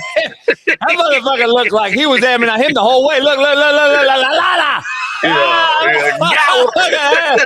Homie, he was going for him the whole way. JB, look, at the beginning, JB. Look, Smitty, he bring him out, come out.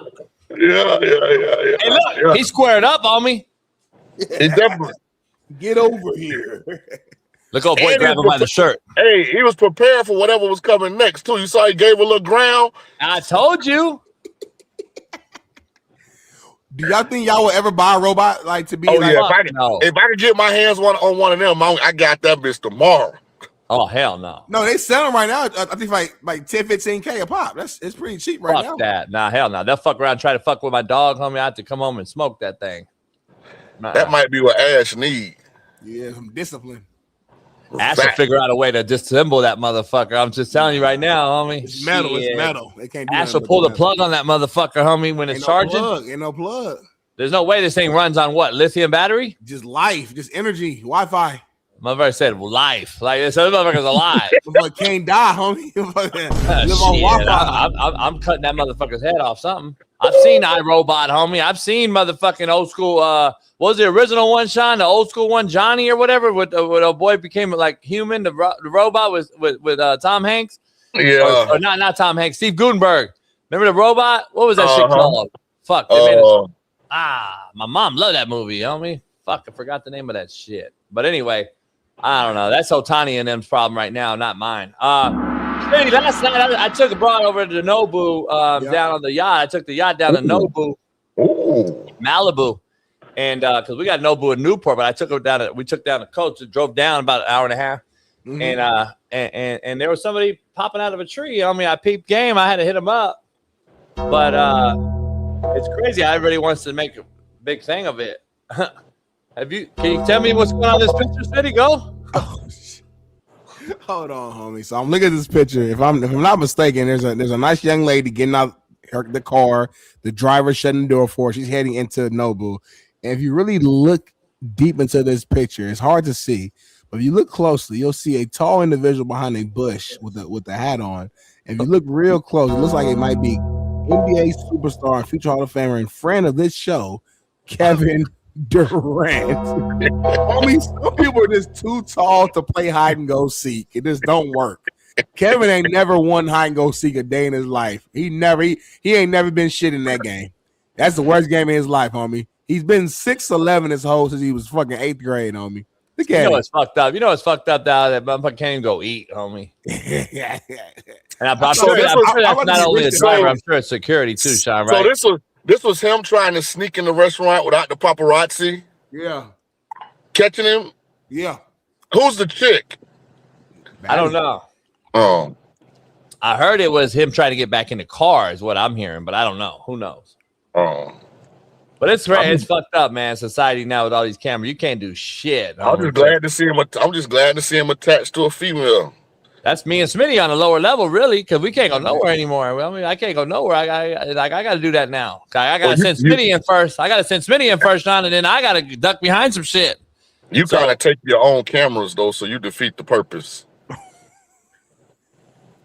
I do what? You said JB brings his own paparazzi, Sean Yeah, King? you bring your own paparazzi, so it kind of defeats the purpose of being secretive. If you go put it out anyway. That's Ruben filming? Yeah. You know what, though, Sean? I said this the other day, man. I'd rather be rich than famous. Ain't nothing worse than the position I'm in now because I'm famous and broke. And so, like, when you run into people, Sean, like they assume certain things. Yeah, I get it. Like, they see me at like the Ralphs, which is like the Kroger. The Kroger is basically for you, Sean. They see me at the Ralphs in the hood, and they confused. They're like, why fuck? Like that Big Smitty? Why fuck he over here? Like, why he not in fucking at Whole Foods or Sprouts with JB? They don't understand it. I never been at Whole Foods, but I get Sprouts. it. I finally put Sprouts, but I don't know. The hardest battle in life is figuring out how to be seen and stay out the way at the same time. Damn, that's damn near deep what you just said. Contrary to belief. Yeah, contrary to belief. Sean, real quick before we get into sports, it's Pride Month, Smitty's favorite month, and apparently there's a runway show inside of a New York City council chamber that has gone viral, and people are kind of pissed off because we're kind of over the gay pride shit. But take a look at this video that's going on in a city council committee room in New York after Mondami, the mayor, has basically said he wants to take the word mother and father out of the English language and use pronouns. No, the shit is getting exhausting. Go ahead and show this video, because I'm sure you'll love it.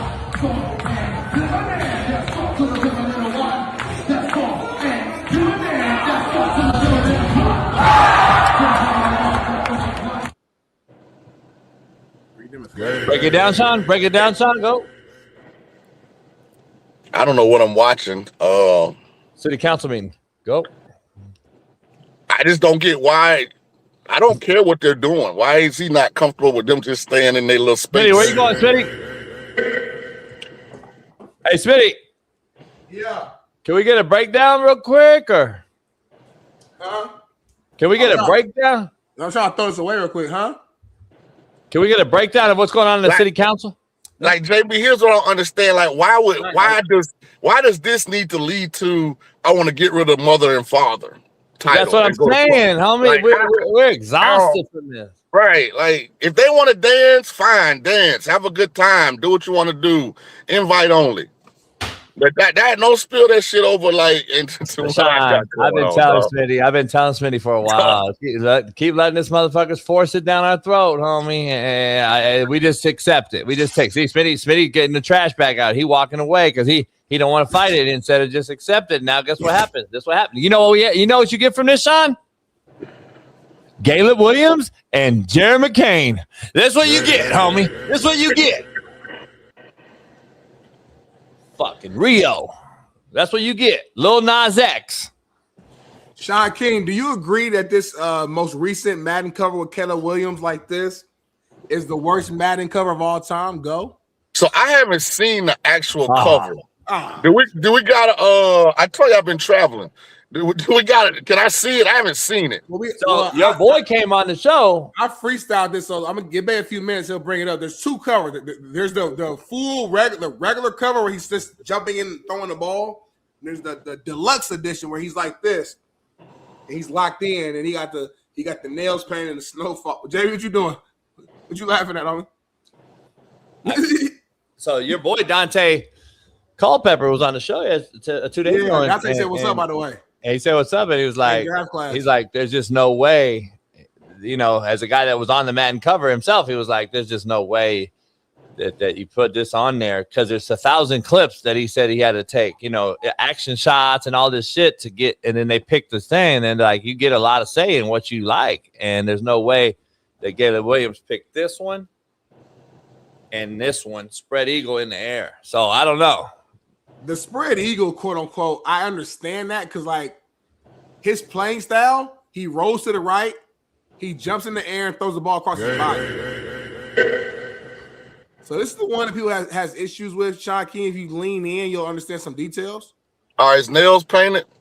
Yes. On this one? They are painted. You see them? It says what's it say, Smitty, on there? It says something. It got some various colors and stuff on there. That's but what it has letters on there.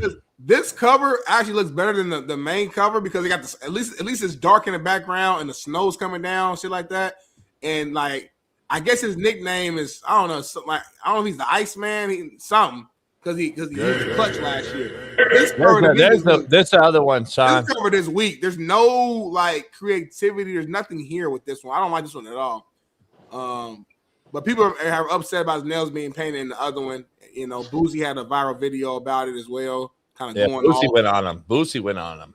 Super rant. You know, Boozy said next up, what we gonna have dudes in thongs snapping the ball back.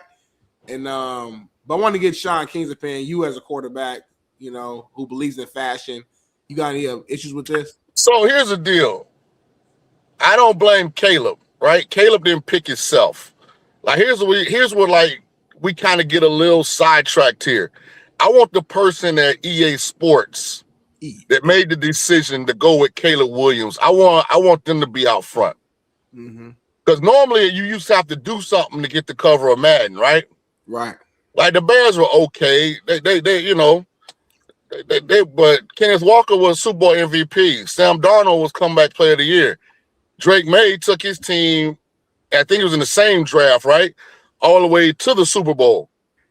So I want to know the person from EA Sports that said we going with Caleb. I want him to have to go in front of the public and explain why. Yeah. Like it'd been a great year for Nakua and Stafford combo or Seattle Darnold and the Super Bowl champ. Like I don't get why that's not even considered. Or this one. Sean, we had one Sean made. We had one that was made, and I just don't understand why. You know, do you understand, or do you get why the one they chose is the one? We got this one. Sean. They made us this one, Sean. EA Sports made us this one.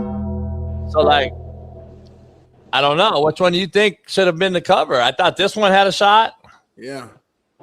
I mean, I'm not in that one. So if it's going to be something attached to the show, it probably would be one of the ones that people have made and include me and Steve Kim, which have been phenomenal. Weddle. I mean, you can't put everybody on a cover. Like you guys, cover's got to be special. You guys will be in the game. But let's not get away from the point.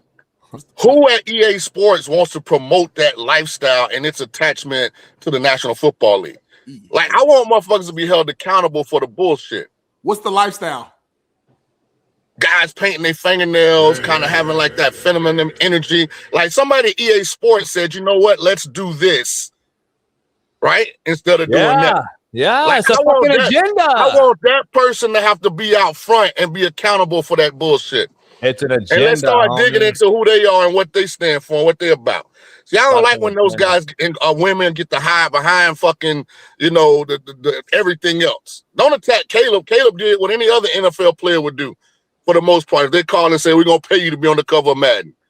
Let me ask you this, Sean King. You make a hell of a point, but also because you are a businessman, do you not think they're thinking like, hey, Caleb's a young athlete in our league, young quote unquote star from a standpoint of like his popularity, right? They're trying to appease to the young audience because young people are the people who buys Madden. Like, why we put Matthew Stafford on there, who even though he's MVP, he's 40 years old. He's not let me ask you a question. Kids as Caleb Williams. When's the last time somebody bought a new version of Madden because of who was on the cover? You know what's going to happen, Sean? Sean, that's a macro take, Smitty. You know why? Why? Because all I'm hearing is I ain't buying Madden this year. Now they flipped it to make it, I'm not buying it because of this shit. See what I'm saying? Now it used to be, Sean's point, I don't give a fuck who's on the cover, we're buying the game. Now they're pushing this agenda on us. Now motherfuckers saying I ain't buying this motherfucker. Now they've even flipped it even worse. I'm just telling you, dog, America or the world got to speak up and say, fuck this agenda. Because this shit is driving me ridiculous. Is it, what is it, 2K now? Or what's the NBA one? 2K. So is that going to be McLean? No, he's nowhere near as popular as Caleb is. Shit, that motherfucker, he got kids on TikTok doing the fucking painting their nails, homie. I guarantee you a role player will not be on the cover of 2K. What I'm saying is Caleb is the quarterback of the Chicago Bears, led them to a playoff game, and we know how he was a Heisman Trophy winner in college. From a star power standpoint, you're trying to appease to the young audience. From business standpoint, it makes sense for them. You know, now, if Jerry McCain's on 2K, we know what the fuck's going on. It's 100% some type of. I think we already know, but that's not happening, homie. It's gonna be Wemby or fucking SGA again. I mean, Jalen Brunson if the Knicks win. You know, like, come on, homie, stop it. Yeah, I don't know. It's interesting. But let's come back to that one right there. I want to get to this AJ Brown thing. Smitty, can you break down this AJ Brown thing with Sean King, since we haven't had him on in a while, and the Myles Garrett thing has transpired and the AJ Brown thing has transpired. Now we got George Pickens possibly not showing up to camp, and I think the Cowboys are going to move on him as well. Braden does as well. You want to read that for the audio listeners? Yeah, I got you, man. I mean, they're saying new Patriots wideout AJ Brown admitted to leaking stories about the Eagles to the media to quote unquote motivate the team. There's a video here of him kind of explaining himself. Check this out. It was done purposely to give us a push. I know if I say something in the media, I know it's going to propel us to work on it. If you say what you need to say in the media, which I won't do that anymore, it gives everything legs and legs to push and to push everybody to be better. Because pressure isn't always a bad thing. It can also be a good thing too. Honestly, I felt like it was okay to do because we had guys in the locker room who were men. Sean, I get a lot of Smitty. Do you not get like a first 48 vibe out of that interview? Motherfucker, dark ass, quiet, dark, fucked up ass interview room, black back. It's like Smitty's white back in his house, and this is a black back. I thought it was like a first 48, like in like they were in fucking interrogating the motherfucker. Yeah. Real deal stuff going on. And they get a female to do it again. Another agenda. They get a female to do it so everyone's not mad. What she do? We're not about to leave her alone. No. You're not listening to the macro. They get a woman to do it so they don't get as much feedback and backlash. They get a female to do it because they're untouchable in this fucking space, so they won't get fucking backlash. If it was me or you or Sean interviewing this motherfucker been canceled.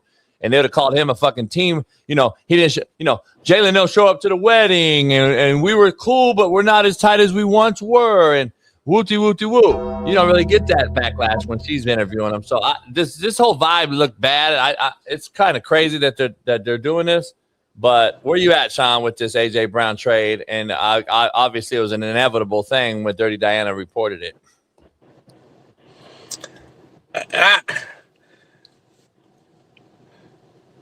It doesn't move the needle for me. Like, here's what I think is going to be fascinating.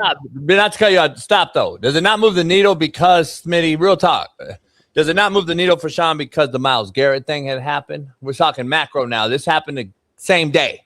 So it would have been much bigger, right? And I'm talking about from a football standpoint. Take all the peripheral stuff. I'm just talking about on the football field impact.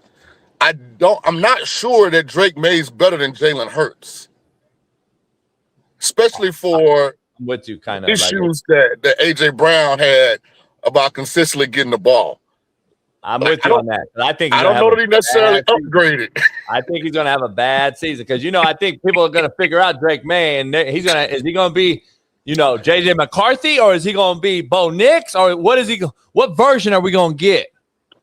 Yeah, so that's why I look at when I said don't move the needle. I mean, to me, it doesn't make New England light years better than they were with Stephon Diggs last year. I think he can spin it better, like a pure thrower of the ball. I think Drake May has more ball skills, talent throwing it, but has he got the intangible things? Because a lot of AJ Brown, Smitty, big plays. If you watch that Ram game, he had over 100 and something yards, 150 yards, I want to say, that came back. And after the Rams were up big in that game during the regular season last year, AJ had 150 yards in the second half because it was a lot of off-schedule, off-platform, ad-lib plays Jalen Hurts made out the pocket, making broken play happen. Drake May, he's an athlete, but I don't know if he's going to be able to do the things Jalen does off-schedule. So he's got to be accurate as shit on schedule, hit the top of his drop and let it rip. And I don't know if he's going to be there yet because there's a book on him now, Smitty. There's a book on him. They went to the Super Bowl and they got a harder schedule this year than they did last year. So it's going to be interesting. Now he's got Josh McDaniels there, so that's an upgrade over the inconsistency in Philly, but we'll see. Myles Garrett, that was fascinating. Yeah. I don't know why Cleveland wanted Jared Verse. I remember that day it happened. You said, nah, I don't see it happening. Yeah, if I'm Cleveland, give me another pick because they got to pay Verse after this year. And the NFL plays the position as much as they pay the player. So you're going to be paying Jared Verse, who's a lesser player than Myles Garrett, damn near the same money you was paying Myles Garrett. But that's why the Rams fleeced him, right? But also, though, I would say what I've realized in some of these other positions, like you're right in what you're saying, but like with some of these other positions, I feel like the pressure to make them the highest paid isn't always the same as like the quarterback position, right? Where like I've seen guys where like I can see Jared Verse he's gonna get paid, but he might get paid, I don't know, top 5 money. He might get paid top 7 money, whatever. It may not be the same pressure to make him the highest paid defensive end in the game. So I think they still might save some money, but get a young, motivated guy who don't have no history of like Myles Garrett. He ain't want to be in Cleveland the last 2 years, Sean. We know that. No, that's not true. Here's why Myles Garrett ultimately made the decision he wasn't coming back when they did not make Jim Schwartz the head coach. Mm-hmm. Myles Garrett, Defensive Player of the Year, set the all-time sack record with who was his D coordinator, Jim Schwartz. Mm-hmm. He wanted Schwartz to be the head coach because he didn't want to change systems. He's very comfortable. He knows Schwartz knows how to use him. When they went with Todd Monken, and I know this from people there in Cleveland, when they went with Todd Monken, Myles Garrett, that's why when JB said this trade has been done, they just had to wait for the June 1st date for salary implications. That's when he decided he wasn't coming back. But I'm saying, and I'm sure, I know you do a Cleveland show, so I'm sure that's accurate. But I'm saying even before he signed this big contract, remember, he was supposed to leave Cleveland. He said he was out. He put a whole fucking tweet out and letter, and then they made him the highest paid. And he of course, you're going to stick around. But he ain't been happy in Cleveland for years, is basically my overall point. So what I'm saying is if you're a Cleveland Browns organization, you know how great he is. But if a player don't want to be here, he don't want to be here. So it's like, all right, let's end up on the final for spilled milk. Let's get the most bang for our buck. And Jared Verse is a legit fucking DN in this game. He is one of the better DNs in the game. He ain't Myles Garrett, but he's legit. And he's young too. Yeah, motivated. And so JB, let me ask you this, and you too, Darnell. Yeah. We're going to find out how good Jared Verse is. Being in L.A. with Stafford in that offense, being ahead, having the other team got to throw majority of the time in the fourth quarter is way different now than where Myles Garrett is coming from in Cleveland. Inclement weather. They're generally behind in most games, so the other team is running the ball, playing field position, clock management. Like, it's a different setup and scenario in recent history. Yeah, not for sure. Let me ask you this. Can we break? I want to ask you, Sean, to break this down. I've already tried. The reason the Ty Simpson pick at 13 is significant because basically he's on a $25 million deal, $6 million basically a year, which saved them to make this move. A lot of people aren't grasping the concept. And if they would have took somebody else and had to pay him more money, they took a quarterback. Because they knew Stafford was going to come back at least one more year. They paid him. They made moves for if McVay leaves or if something were to happen. They said, all right, we know we're losing these picks, right? This is the macro part of it. They know they're not going to have these picks next year or the year after to draft a quarterback or anybody to have significant value at the quarterback position if something were to happen, knock on wood, or Stafford retires, right? So they knew they had to make this all-in move for Myles, and they were going to miss those picks to draft a quarterback, so they got him now. And I don't understand why people don't grasp that concept, but maybe there's the whole thing makes sense on the Rams side. Like what they did on draft day, what they did with this trade, it all makes sense to me. Yeah, no doubt. You guys see that video of Jared Verse walking in the Cleveland building? He looks so pissed and unhappy. Oh man, like you gotta think, Sean. Like, forget the football part. Like, we know that, but Wouldn't you you go be? from LA to Cleveland. Wouldn't you be? Yes, from a facility, from a city, from a weather, from a women, from a obviously the organization. Like, you go from a winner chicken dinner to a loser abuser. These motherfuckers ain't been in the playoffs in forever. They don't know their quarterback situation. You got the massage. You got Shador with the Riz. You got the Hispanic Dylan Gabriel. You got the young guy Taylor Green. That is so much chaos in Cleveland. You go from a Super Bowl contender to this. Oh, he's pissed. The only thing can save it is if they extend him before this season starts. Yeah. That's the only thing that'll make it a little more softer landing. But other than that, he's going to be miserable. Just for the weather alone, dog. Yeah. Dog, the weather in LA from late October through January 1 compared to the weather in Cleveland from late October to January, that alone, bro, put you on suicide watch. Bro, I'm looking outside right now. It's a little gloomy today for LA standards, but it's been beautiful in LA. Ain't it, JB? It's been like damn near perfect out here, homie. Like, beautiful, clear skies, sunny. Yeah. It's been like, man. It's crazy. Sean, I don't know if you know, if you heard about this story before we go to Tank, but I just want to get it out the way real quick. Basically, the Big Ten and the SEC talking about breaking away from the NCAA. Somebody on this show has been saying that for a while. Steve Kim, yeah. So people have been tagging me in that. Do you see it happening, Sean, or not? Do you see it happening, Smitty? You can read it, Smitty, but I can't read shit. I think the next 12 to 18 months is going to be very important. I mean, you see Nick Saban having conversations, and if Trump and the federal government gets involved, I think the NCAA will be savable. Because I think they'll come in with regulations and guidelines that apply to everybody, and I think they can make it work. Without that happening, I do think that the Big Ten, SEC going to break off and do their own thing.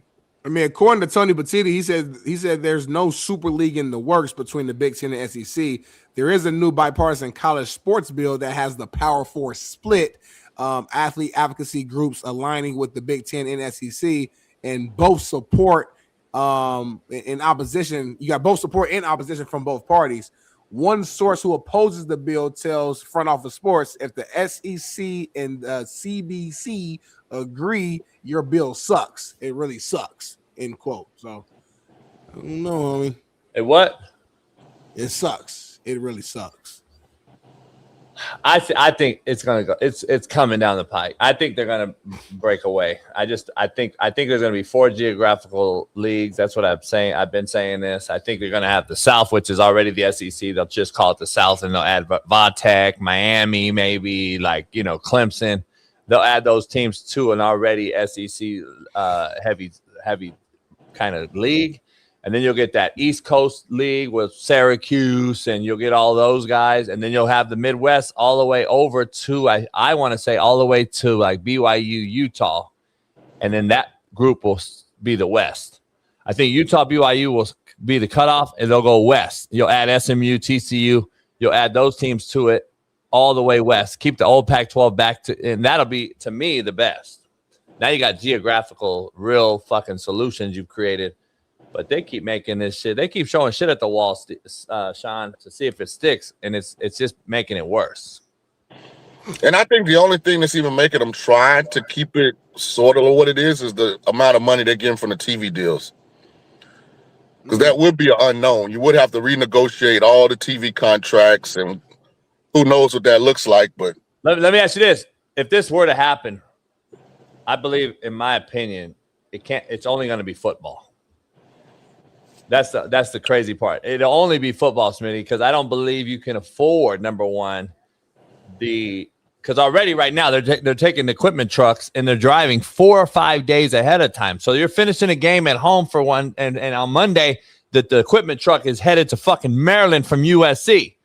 And the shit is ridiculous. And then they got to play that game, pack up, and drive fucking wherever the next game is, or back home to LA, 3,000 miles. The shit is ludicrous to me, dog. Like, the shit really makes zero sense. It was already bad, Smitty, from LA to Oregon. Now you're going to LA to fucking Maryland and Minnesota and Michigan, and like this is just ridiculous. Cal has to go to fucking Virginia. Cal Berkeley, California to Virginia to play an ACC game. Come on, dog. Stanford. Come on. I don't know. I don't get it. Palo to Tallahassee, baby, right around the corner. Smitty, my kid Tank Dell is back. Yeah. Saw that. Clap it up, man. Saw that. It's been a long journey, man. Look at him out there looking healthy, too. Damn. How long has it been? Like 2 years, I feel like. Didn't he get hurt in the playoff game against the Chiefs 2 years ago?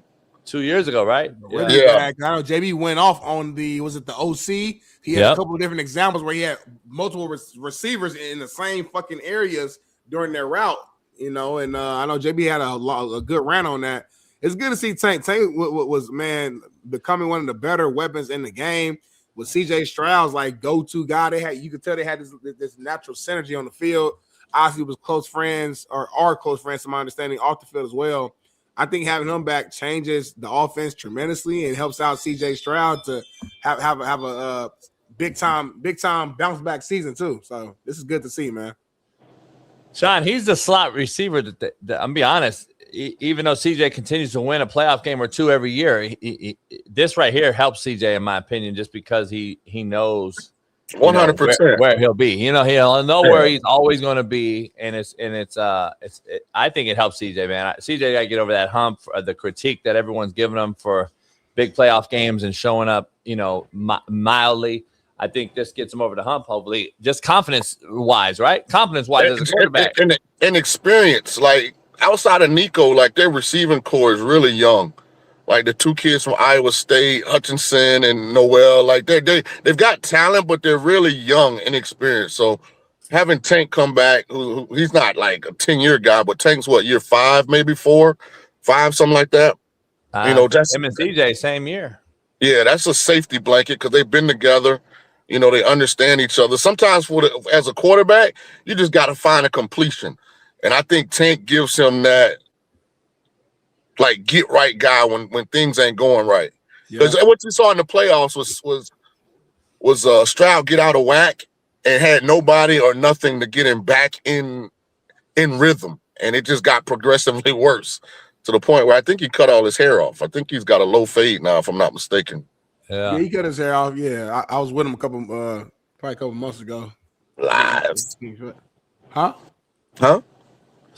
Yeah, what? TJ coaching them up. So TJ's out there. They go to a certain place out here and work out. Thank you, hey, I got a question. JB, when AJ coming back on as a guest? Because he ain't got nothing to do right now. So who?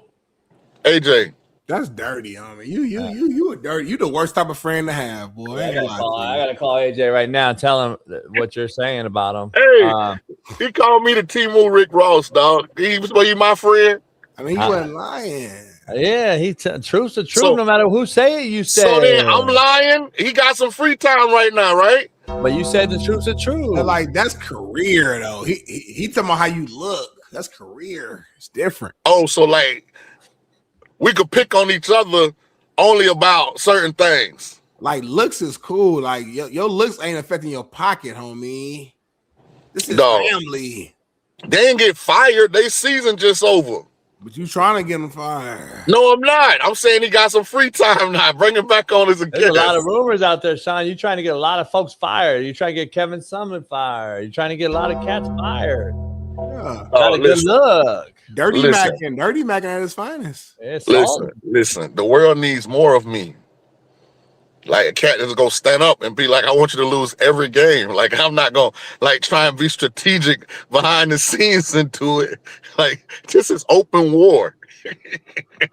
You know officially where I stand.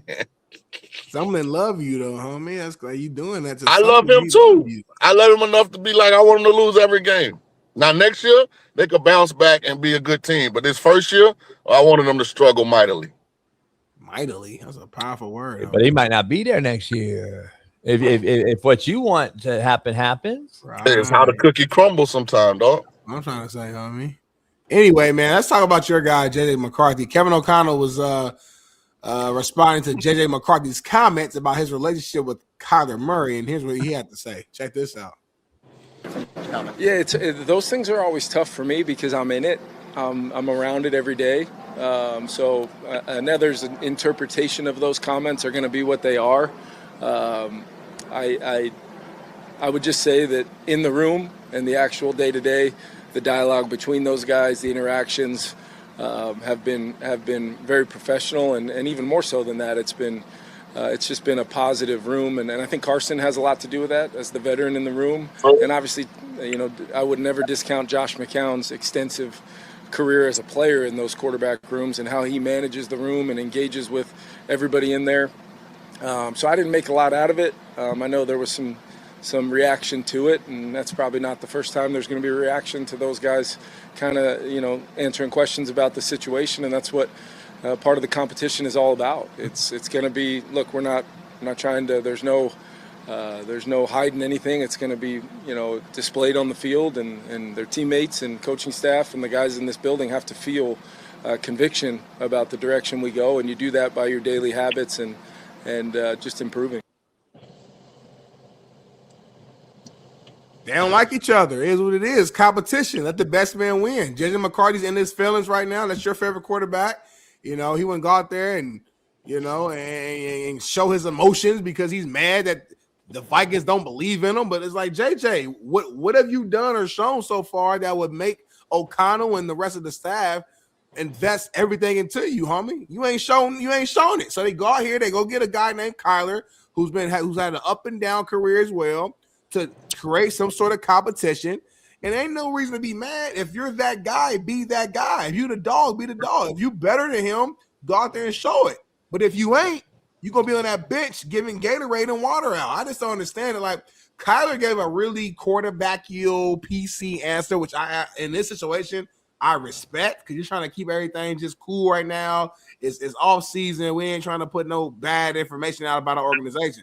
JJ want to come out here with the negative energy, like, woe is me, having a pissy fit and all that. And I blame Sean King for coaching it and allowing it because you was around him. So that's where I'm at. Yeah, I really didn't hear anything but him trying to say Josh McCown was a good quarterback coach. I couldn't listen to anything else. Why? I'm just still trying to figure out at what point post playing career has Josh McCown developed a quarterback. I mean, he went to Carolina, right? Bryce Young was terrible.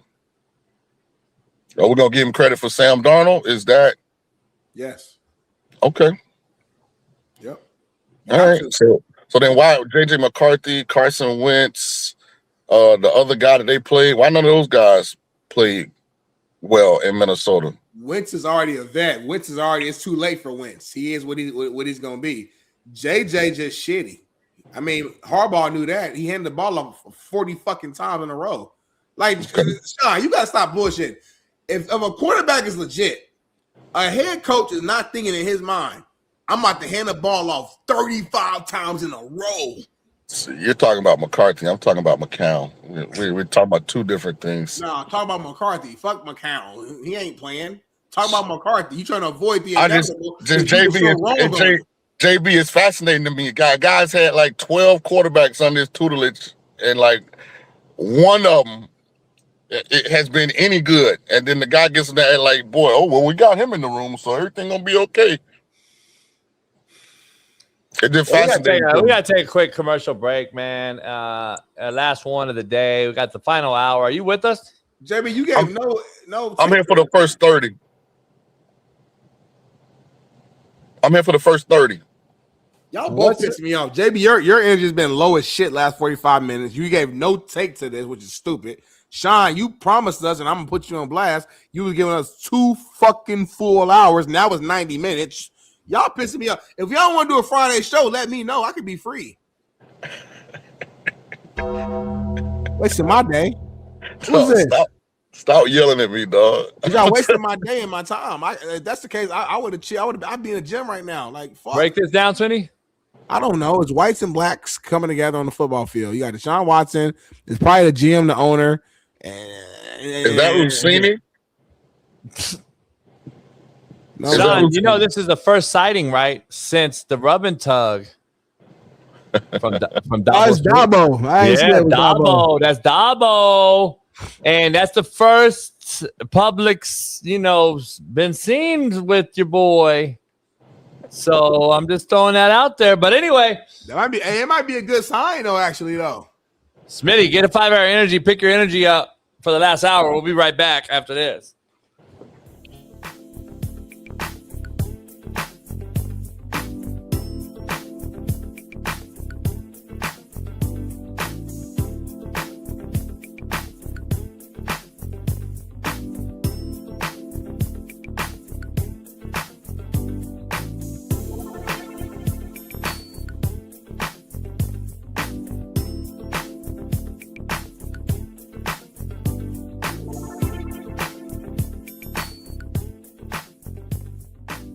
Because now kids are almost forced to go to a junior college to actually get noticed because of the NIL. What I'm hearing, and I don't have a kid that's playing high school football, is that now they're only recruiting other colleges. It's almost impossible to get recruited as a high school kid unless you're like a superstar, and they're basically feeding all those kids into junior college or community college before they'll even be on the NCAA 1A colleges. Is that correct, or can you school me on what's really happening, Coach? Yeah, JUCO's kind of imploding because you no longer need to go. Now there's so many, you got 10,000 kids sitting in the transfer portal. Just for instance, UConn lost to Michigan in the finals last week, the NCAA. The next morning, less than 12 hours, there was 1,500 kids in the portal already. The portal is what's ruined the sport, not NIL. NIL is not what we intended it to be, in my opinion. It's pay to play is what it is. It's not NIL, name, image, and likeness. If it was, I'd be getting paid. It's pay to play. That's what it is. And the portal, if you stop the portal, you would force kids to compete again and drop their nuts and become men. But instead, you allow them to go and go hopping from school to school to school, and none of them are getting their degrees either. So you're really not student athletes either. We got to stop saying the word student athletes. This is pay to play. This is a band of mercenaries running around and looking for the easy way out, and that's what, unfortunately, is going to set them up for failure in life. Having said that, JUCO's imploding because you don't need to go anymore. What happens is they sit in the portal, and they think they're going to be the next big thing somewhere else. Instead of going to JUCO, grinding it out for a year or 18 months and getting re-recruited, they just sit in the portal and rot. And that's the problem. So JUCO's not getting the talent that I had or we used to have at that level. It's just not as talented as it was because players are sitting in this portal, and that's really ruining the sport. And high school football is becoming so under-recruited. Even with the COVID laws and rules with the GPA and you don't have to pass the SAT and the ACT because of COVID, another COVID rule, it still didn't help because high school football, you're still not getting recruited because you're grabbing kids out of the portal now.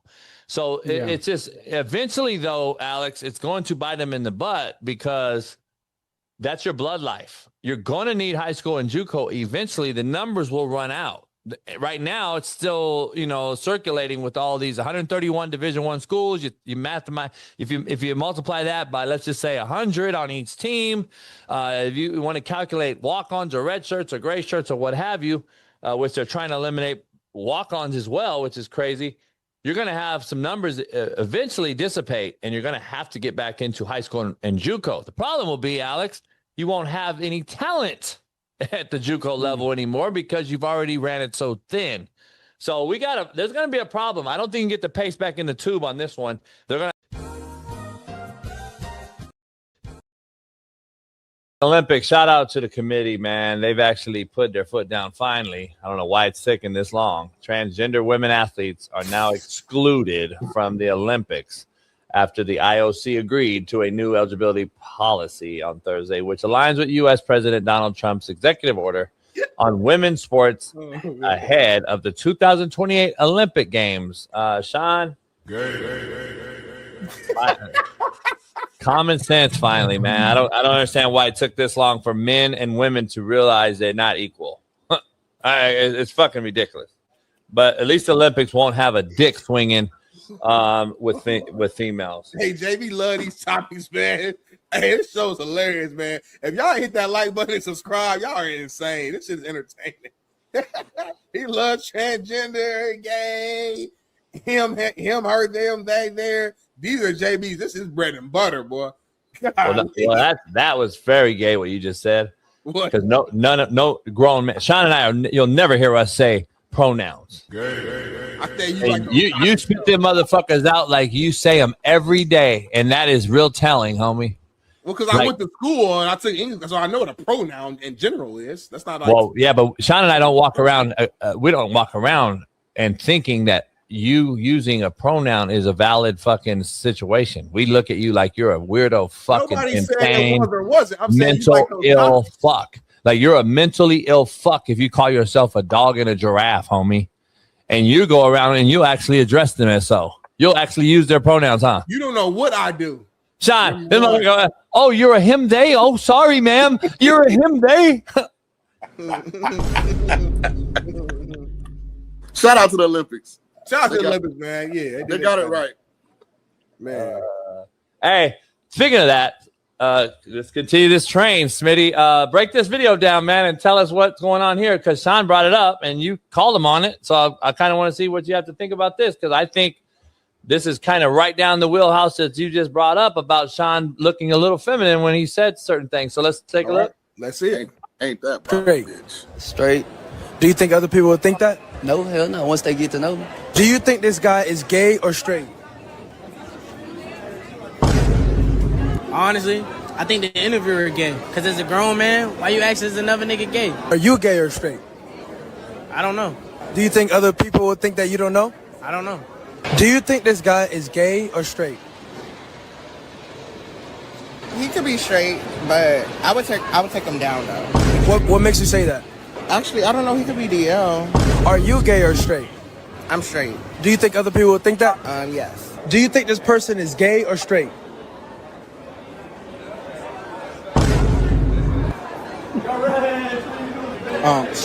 Gay. What makes you say that? I just got a feeling. Now, are you gay or straight? No, bro, I'm straight, bro. I'm straight. I'm straight. Do you think other people would think that? Yes. That nigga gay as a motherfucker. His ass. Alright. What makes you say that? Because he just look gay. Are you gay or straight? Man, I'm straight as a bitch, nigga. I'm for them grave. Like a stop sign, bitch. Do you think other people would think that? Hell yeah, nigga. What the fuck? If you think that, you just gay yourself. On my mama.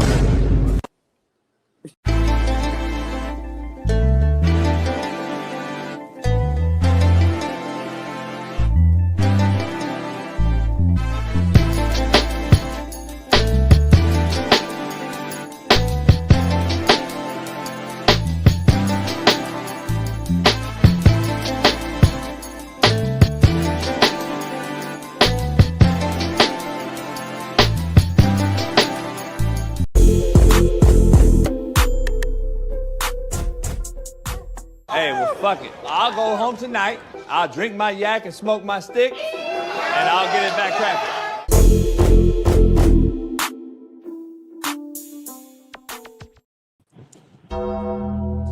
Breaking news here. Buccaneers QB Baker Mayfield told reporters that a new deal is not anywhere close, and he won't be negotiating once training camp starts. What does that mean to you? It means they not trying. The Bucs not really believing in Baker. They're not trying to really pay him. I told y'all. Sean King, favorite quarterback. I love Baker though. I told you guys he's garbage. Man, I'm damn near like not allowed in the building when Baker's there because I was on Baker's head so hard at the end of the year. Yeah. Like, why should he get paid? This is a approval year for everybody over there. Bowles, Baker, the whole group. Well, Belly has the Baker video right here, actually. Let's go ahead and play it. Foremost, regardless, we've built roots here in Tampa. We love the community. We love being here. They've embraced us, and we enjoy being here, and obviously going to raise kids here. But yeah, contract stuff, it's happening. It's starting, the talks and whatnot, but not anywhere close to what we were thinking. So would love to be here long term. And as of right now, that's not exactly the case. But I'm under contract for 2026, and the guys in that locker room, the staff know that I'm still gonna be me. I'm still going to do everything I can to help this team win a Super Bowl, and that's, to me, that's the priority. Everything else will take care of itself. Obviously, yes, I would love to have a long-term deal done, but they know my deadline is as soon as training camp starts. We're not doing any contract stuff. It's all ball. So it's not up to me when that gets done by. But so hopefully before that. If not, we're still gonna have a good year.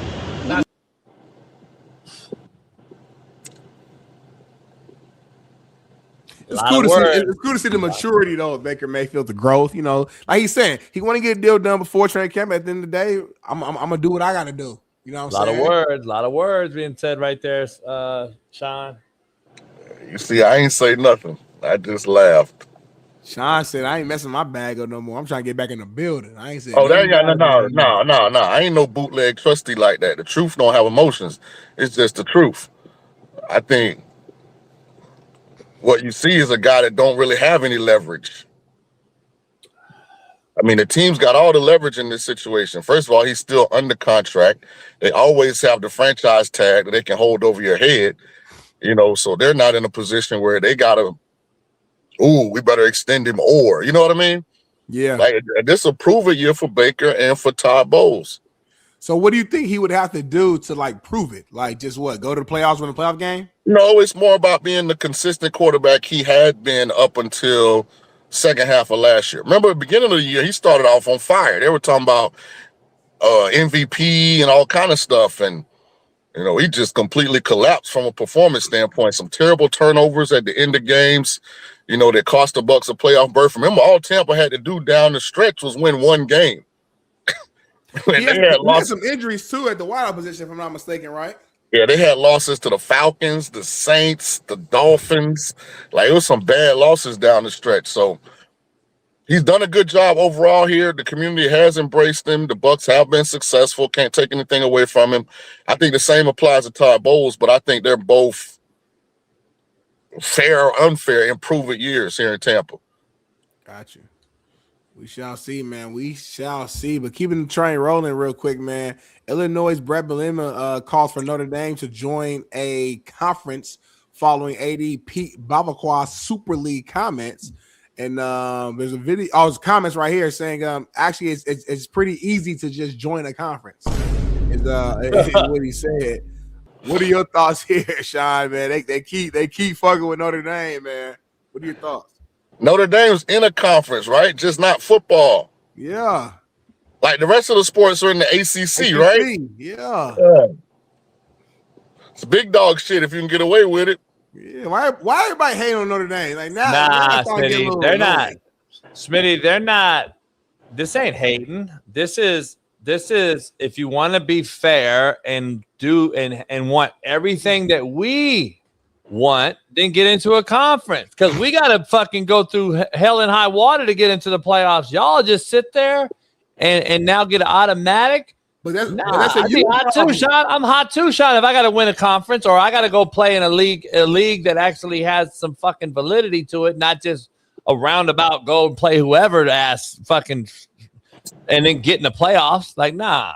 But that's a you problem, no. That ain't a you problem. We saw this past year, it kind of hurt them by not being in the conference. So it goes both ways. They got hurt by not being in the conference. So like, it goes two ways, homie. That's not a you problem, homie. They got a TV contract. They're not giving that TV deal. I guess the content is fair. I don't like then don't be mad. Don't be mad Miami got in over you then, right, Sean? That's all I'm saying. Yeah, if you want to keep that money, don't be mad, homie. Sure. And I kind of was going to allude to that. I don't want to hear Notre Dame complain about anything, because they are choosing to take the bag from NBC and stay independent in football, which I'm cool with. Yep. But you don't get to then turn around and complain. And I definitely don't want to hear Brett Bielema talk about anything. Like, get Illinois fixed. Like, a guy came to Indiana after you were at Illinois and went undefeated and won a championship. And you still got Illinois mediocre. So you got work to do, boss. Like, you got to think, like, what Cignetti did at Indiana, if you at Illinois, you got to be looking at Bielema like, if you at Wisconsin, you got to be looking at, Fickle. I mean, when you at some of these, like, exterior Big Ten programs. Nebraska. Yeah, like, you got to be looking at your head coach a little sideways now. It's a little different, though. It's a little different. I think Bielema has improved Illinois tremendously, talent-wise and record-wise. Obviously, they're a pretty good team, but it's a little different because he didn't inherit. He didn't get to come from one school to another and bring a lot of players with him.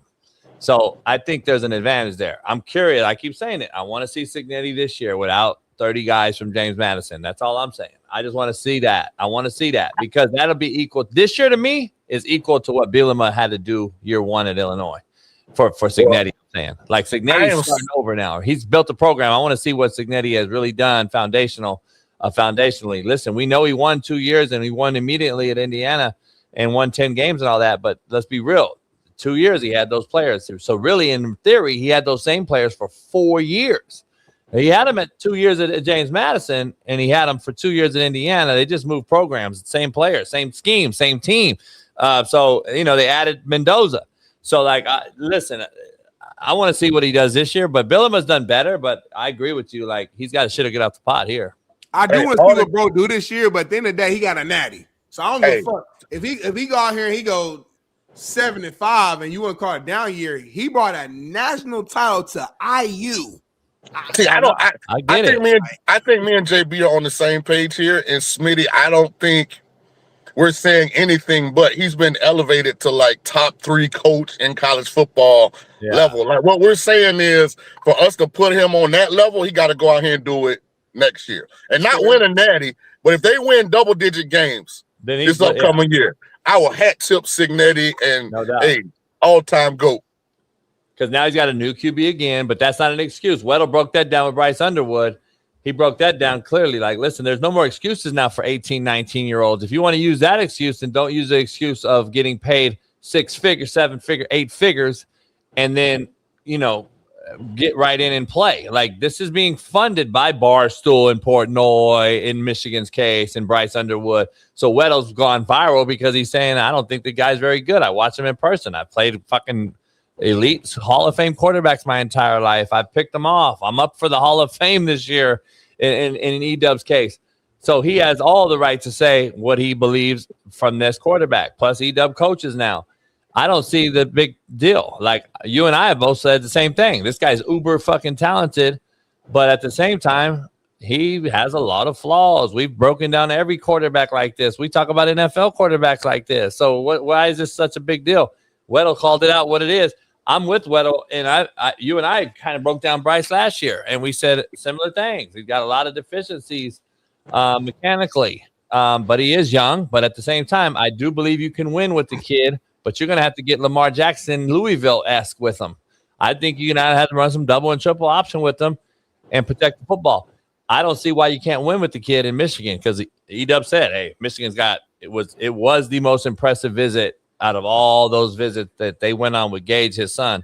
Michigan by far, resources, facilities, money, all the shit. Michigan is not to take a backseat to anybody. So they have to win, right? If you're gonna win with Indiana and Mendoza, why can't you win at Michigan with this super uber talented young kid?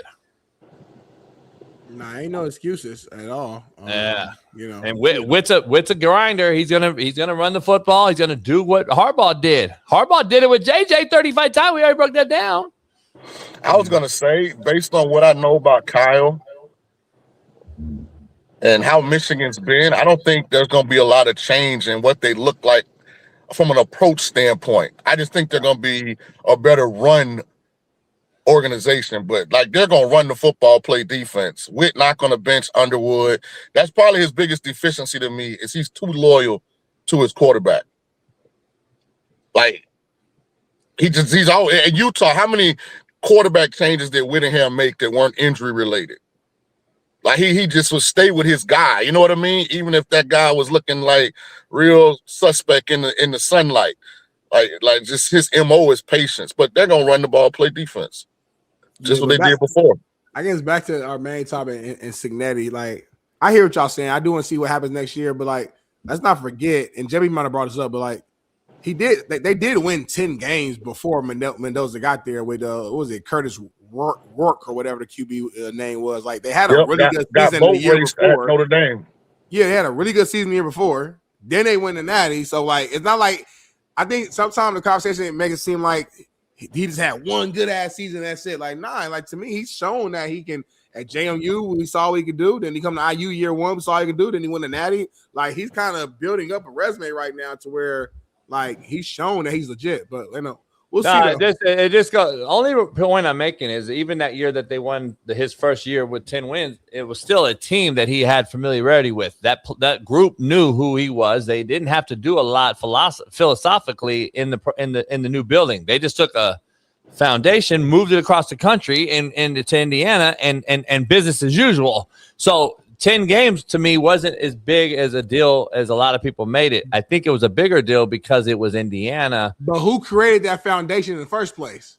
No, I'm not taking away from him. No, I'm not taking away from him. You have to get to that point culturally. I'm not taking away from him before you moved it. But we're comparing apples and oranges here because we're comparing a Bielema who was out of head coaching for a couple years, takes the Illinois job, and has to start from scratch. He doesn't have he didn't have the opportunity to bring 30 players that knew his system. There is a difference in that, in my opinion. That is a huge thing. Now, I'm not taking away from Cignetti. He still has to fucking coach and get it done. That's not going to be. I'm not going to be a dumbass and say that he didn't win the Natty. What I'm saying is that is a huge fundamental difference, though. Like it really is. I want to see what Cignetti does this year. I just think it's going to be more of a Bielema, Illinois type of scenario than it is another Natty run. That's all I'm saying. JB, what are your thoughts on this comment before we move on here? Kyler, what? Smitty, shut the fuck up, dummy. Thoughts? What's he talking about? Like what's the topic? About this topic? I have no idea, homie. But this is your fault. Your language. White? You put on this wider. Your wider. You give people the ammo to think they can talk to me crazy, and then I see them in person and they fold. They shrink to me in person. Like Jay-Z said in his freestyle, they shrink to me. That's hard to do at 5'8". Yeah, they get lower than that.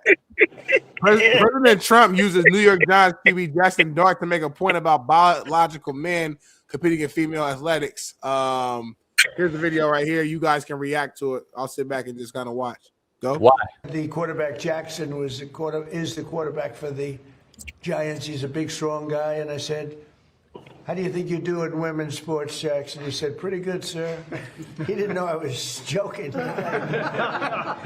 He was not worried. Let me put it that way. He would have been the greatest athlete in the history of women's sports. You got to see the size of this guy.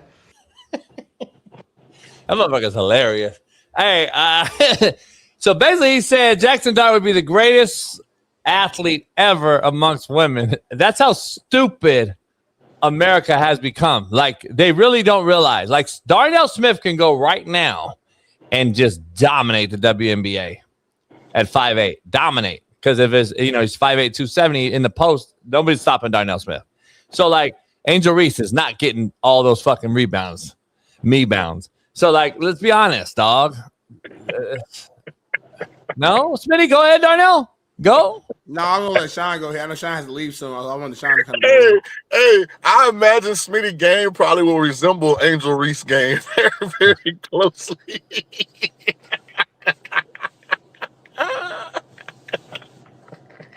Hey, how fast can you get this in? It'd be a great segue. I imagine your game not being able to get him down the court too much. But what are your thoughts on the take? What happened, Smitty? What happened? You couldn't what? You're gonna get up and down the court. Hey, I'm damn near 50. I think Sean would die. It's not an age issue, Sean. Oh, it is. It's not an age issue. I know a lot of 50 I live in LA. 50-year-olds are in shape out here. Hey, dog, who's playing in the NBA? Who's playing in the NBA that's even 40? LeBron James. Right, one person. Motherfucker. Mike Conley. He ain't quite there. He almost there. He's Steph 38, 37. Right, but they ain't even 40 though. That's a whole 10 years, dog. So, Sean, you're telling me, Sean, we got video footage of what you kind of alluded to. So you're telling me that Darnell would look like this? Yeah. Absolutely. 100%. Game is all effort and size, no skill. That would be Darnell's game in the WNBA. Just hit the 1,000-point mark in her WNBA career, man. Because you're gonna play hard and be physical, just like her. Hey, so hey, Sean, Heat check. Why don't y'all respect? But Shaquem, if what you just said is true about Angel Reese, why don't you respect somebody who goes out there, plays with high effort, high motor, gets rebounds, guaranteed double, plays hard on defense, and she contributes to winning? Why don't y'all respect that? I do. I said your game. Are you fucking sexualizing me? Are you sexualizing me? The black man, Shaquem, I expect from Jason. Like that's just dog. All I said, man, you should support your young queen who's out here getting 15. Sean, is he sexualizing us? Yeah, he is. And he's acting like I criticized or ridiculed Angel Reese. All I said was his game would look similar. A lot of effort. But you said it in a joking man. Don't play dumb, homie. You fucking smart as hell. Don't try to act. You did ridicule her by ridiculing me. No, I did not. Yes, no, I did not. So it was a compliment? Yeah. Don't sexualize me. It's ridiculous. Like I'm dumb, homie. He really in his feelings, so you talk to a dummy, homie. He get mad over it. I'm from Indiana. We invented hoop. You crazy as hell. I'm the best hoop on the screen. What you talking crazy? about? I'll murder. You from Florida? He's from Cali, homie. We got video of me lighting your ass up out here on the court in my house. Playing around, you shooting around wide open. Let's play a real game. Let me guard you. You're not, homie. I get a shot off any time I want. You're not gonna block my shot. That's the Angel Reese. Won't be all physical and foul and I grew up playing street ball, homie. And actually, I'll cross him over. He don't know how good my basketball game. All you did was grow up racing in the street. You're fast. I'll give you that. JB, all you did is grow up smoking weed, hanging by the beach. I grew up hooping, homie. Hey, Darnell. I'm the only one in one. my life. Far as I know, I'm the only one here that played college basketball. I did play at Tulane. So pipe down a little bit over there, youngster. Break this down, Darnell. Where's the film? Kyle Stevens said, "Show sucks today.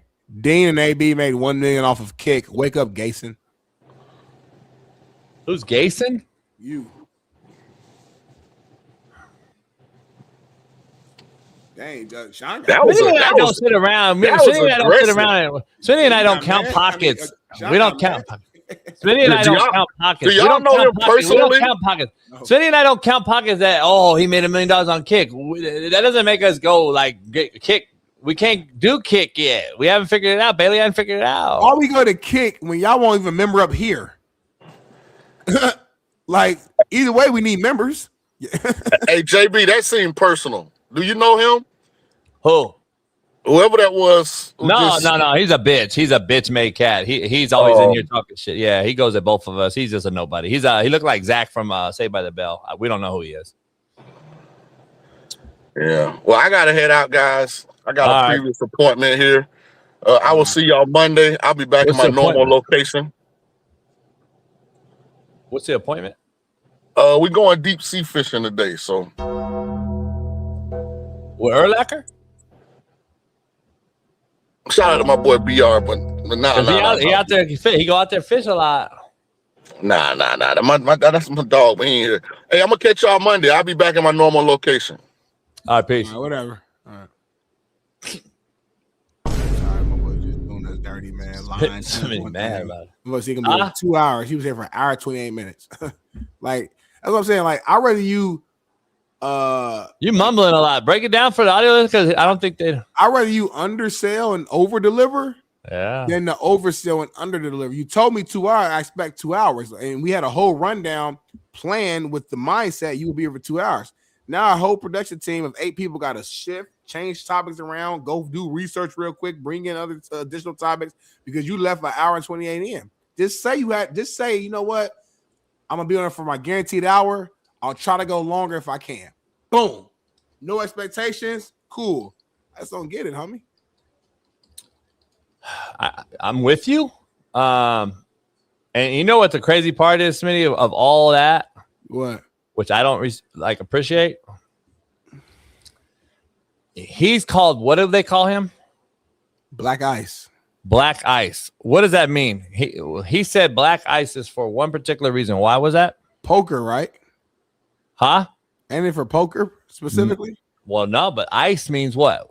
Cold. Like I'm ice cold. I come in the clutch. No. Remember he said what? He's black ice because he's a hockey. Come on, homie. He did say that, and he ain't even break down hockey today. But you do. And it's the fucking Stanley Cup Finals, homie. And we just had You're much better at it. You're much better one of at the it. all-time games. Though I said the Hurricanes came back and won in overtime against the Golden Knights. Now they're tied up in the series 1-1. I mean, shout out to the Hurricanes. Shout out to my guy. Andre did his thing, man. Shane Ghost of Bahir did his thing as usual, man. Obviously, private chat tells you like. I mean, obviously we know what Jordan Steele is and what and Logan Stankoven is, homie. We've been talking about that, but let's break it down, homie. Like full totality, man. I mean, listen, this is huge. Carolina erased a 2-0 deficit, homie. Scored 3 goals in just over 5 minutes. Did you watch the game? In just 5 minutes. Apparently you did. I don't know. I depend on you. Though. I depend on you. It was a third period, though, homie. That's the gist of it. If you don't understand that, man, and then to win that in overtime, when Seth fucking Jarvis buried a power play winner after a Vegas penalty, do you understand how critical that is in that situation? Wait, who? Fucking Seth Jarvis. He buried a power play winner after a Vegas penalty, and it's like, so what I'm saying, you're down 2-0, third period. You come back, you go to overtime. And you win after Seth Jarvis fucking buried a power play winner after a Vegas penalty. I mean, you know how serious that is. I mean, that's a real deal thing. And then, I mean, now the series is tied 1-1. They're headed back to Vegas. I hear on the West Coast for Sean King's at. And like, bro, what happened is in the first period, Vegas struck first on that Brett Howden goal. I'm sure y'all saw it on ESPN. Carolina controlled possession, of course, but couldn't really cash in enough. So Golden Knights, bro, they look like content with just playing their heavy defensive style. Second period rolls around. Boom. Howden scored again. I said, oh, my God. Howden about to fucking go off. I have an all-time game, like, Stanley Cup performance. He motherfucker scores again, bro. They got all the momentum. They're rolling. Vegas goes up 2-0. And then Carolina was just generating chances. They're getting close, but just couldn't solve, like, the Knights consistently. So, at that point, it was like, boom. It looked like Vegas was about to steal another motherfucking road game, go up 2-0, going home, about to this series pretty much over. Third period hit, bro. Boom. Madness happened. Logan Stankoven, home. That's why they call him they call him Stank. Logan Stank. Finally got Carolina on the board, homie. Mark Jakowski, tied it. Jordan Steele came in, gave Carolina that 3-2 lead. Boom. And then Vegas captain, my dog, the leader, Mark Stone, scored with the extra attacker late to force OT, homie. It would be when it happened live, JB, and all the fans know, it was like it was chaos, bro. Like I was on the edge of my couch watching this shit. Could not believe like how the fucking game was going. Because I do this shit, Pat. Like I really do this shit at a high level. Anyway, overtime, man. Here's the turning point in overtime. Thomas Hardy took a fucking tripping penalty in OT, JB. A tripping penalty. Everybody was going nuts. It was kind of controversial. People didn't really know, like, was it really tripping? Was it accidental? Whatever, but it happened. So Carolina went on to the power play. And then Seth Jarvis ripped home the game winner. Boom! Struck straight down the middle, man. And that's the play everybody in Vegas will be talking about, bro. I mean, it was beautiful, man. Like, he's a football kind of coach type style. And that defenseman, what's his name for the Knights, took that. I heard it was like ridiculous fast shot. They said they gauged it. You know the miles per hour by chance? Or? I think it was like 87. They want to say 87 miles per hour, bro. 87 miles per hour. 87 mile an hour puck to the face? To the face. Bow. It was and crazy, then homie. And what happened? Took to the hospital, like just like UFC match after the game, after the match. Yep, took him to the hospital. They said his status could become a major storyline as the series obviously don't shift to Vegas because like he's a huge player for the team. So knock on wood, fingers crossed. We gotta see what's gonna happen. But man, the series outlook is gonna be very dependent on kind of the health, and also just kind of how they go on the road here. But listen, this thing feels like it's going at least 6 to 7 games. Vegas stole game 1, Carolina stole game 2. Neither team has shown they can dominate the other. This is a really fair matchup between the two, man. Kind of, the way I'm envisioning the Knicks and Spurs series as well. I got the Spurs winning game 2 tonight, tie that up 1-1. It's going to be a very similar flow, man. So shout out to both these teams, man, both these clubs. And, yeah, bro, I'm excited. You didn't even have no prompter. I don't know. That's impressive because there's no teleprompter for hockey. We don't have that privy. So that's a hell of a job by Darnell. Clap it up for Darnell breaking down Black Ice's job because apparently Black Ice don't do his job on the show and he just leaves and Smitty has to pick up for 2 people. So shout out to Smitty for that. Appreciate it. You don't get enough credit for that. Yeah, man. I don't know why. Like everybody's shocked that Smitty knows hockey. Like fucking, it's amazing. So, Huh? It's one of my favorite sports. A lot going on. It's free game Friday, Smitty. I don't know, Bailey, did you get that other thing in with the old lady? And then if you can get this in right here, because I wanted to get down to brass tacks here with Smitty on a Friday. You be sending Bailey hella shit. Smitty, I wanted to ask you something. What's going on here? Okay. There's an 87-year-old lady working at an AMC theater. Okay. And they did a GoFundMe for her because they felt bad that she was an old lady working and sweeping up popcorn and shit like that. It's funny. I'm going to movies tonight. You might see this lady, but somebody gave her $150,000. That's bullshit. Yeah, homie. I'm sorry. I know she old, but like just because you old don't mean that like it don't erase the history of who you was. Like when JB gets old in 20 years, everything he did to that point is still what happened. We think as you old, you automatically should be gifted shit. We got a video. History. You want to see a video? You want to see a video? Yeah, I want to see a video, but we don't know our history.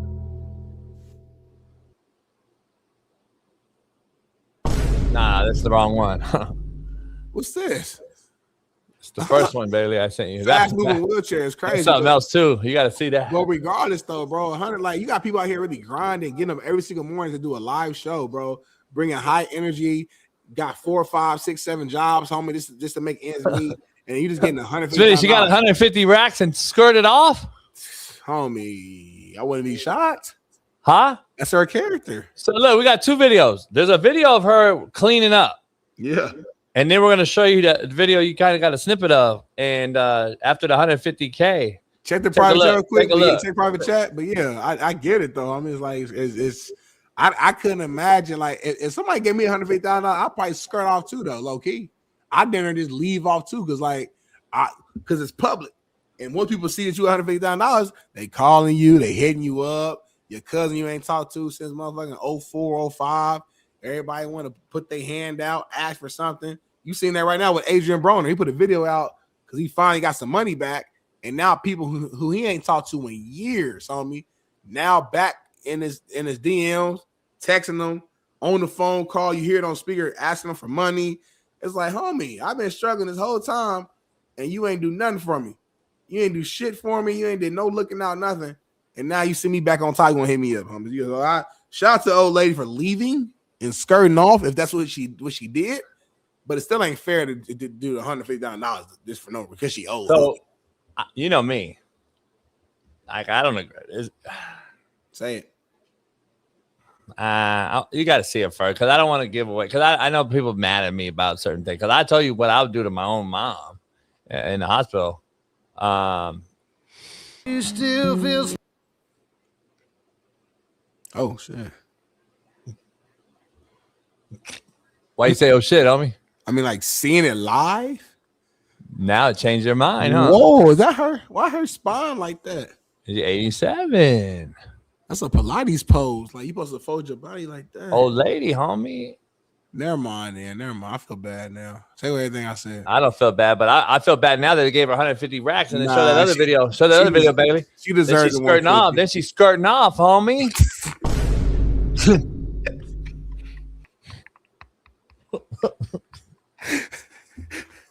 I didn't see the first video first though, homie. Seeing her body, which one? If this her skirting off, I'm pissed. But if what? So you said she faking the walk? Like, look at this. So she's faking it right now? Nah, her spine fucked off, homie. Watch her head going down like that. Her head's not even to be found. Oh man, I kind of feel when I watch that, I feel bad. When I watch this, I get pissed. Fast moving wheelchair spotted cruising down Baltimore, homie. That can't be her in Baltimore. Baltimore's the hood. That's her. Look at her spine. Oh my God. I feel homie, horrible. Listen, real shit. I feel horrible. Let's be honest. Brass tacks, seriously. Are you going to be mad if I tell you what we should do? I don't know. It depends what you say. We got to pillow her. Nah. Yeah, I'm serious. You got to pillow her, homie. She's lived a life, Smitty, and now she's taking 150 racks away from us. Come on, homie. She's lived her life. I'm 50. I got 37 more years. But money, 37 more years? Well, to be 87. Oh, I thought you said like that was it for you. Okay. It might be, but I'm just saying this is a great homie. Money just keeps circulating, bro. She's not taking it away from us. Nah, we got to macro this, homie. If Braden's gonna take out the old horse and smoke it and pull pork it, then what's the difference here? This is a human. Homie, she's a white mom. Yeah, this is a human. Stop comparing humans to animals. White man, that's the problem. Why do y'all value y'all dog more than y'all value other humans? That's the issue. You put a damn dog in the same breath in the same world as a human. It makes no sense. Chinese, the Chinese stole a buddy dog and ate it for $27, homie. Tore it up. It was 1 million. It had 1.5 million fucking followers, homie. You think it was good? Oh, that's fucked up. I can't even imagine. I smoked the shit out of every motherfucking Otani over there, homie. Just till I found him. I'm saying no. I'm saying if the world was ending. You think he walks in and grabs Ash like he grabbed that little fucking dog and ate for $27? Ash would have ate. I would have got home and that motherfucker would have been in the backyard. The more I'm around Ash, I don't know if Ash got that dog in him like his pops did. Ash is real. Oh no, well I've trained him that way, but he still has it in him. Like if it's at night, homie, if something he hears a noise, oh, it's a different dog. He's not his daddy though. No, because I've trained him different. Daddy was fucking evil. Oh no, his dad was different. Like yeah.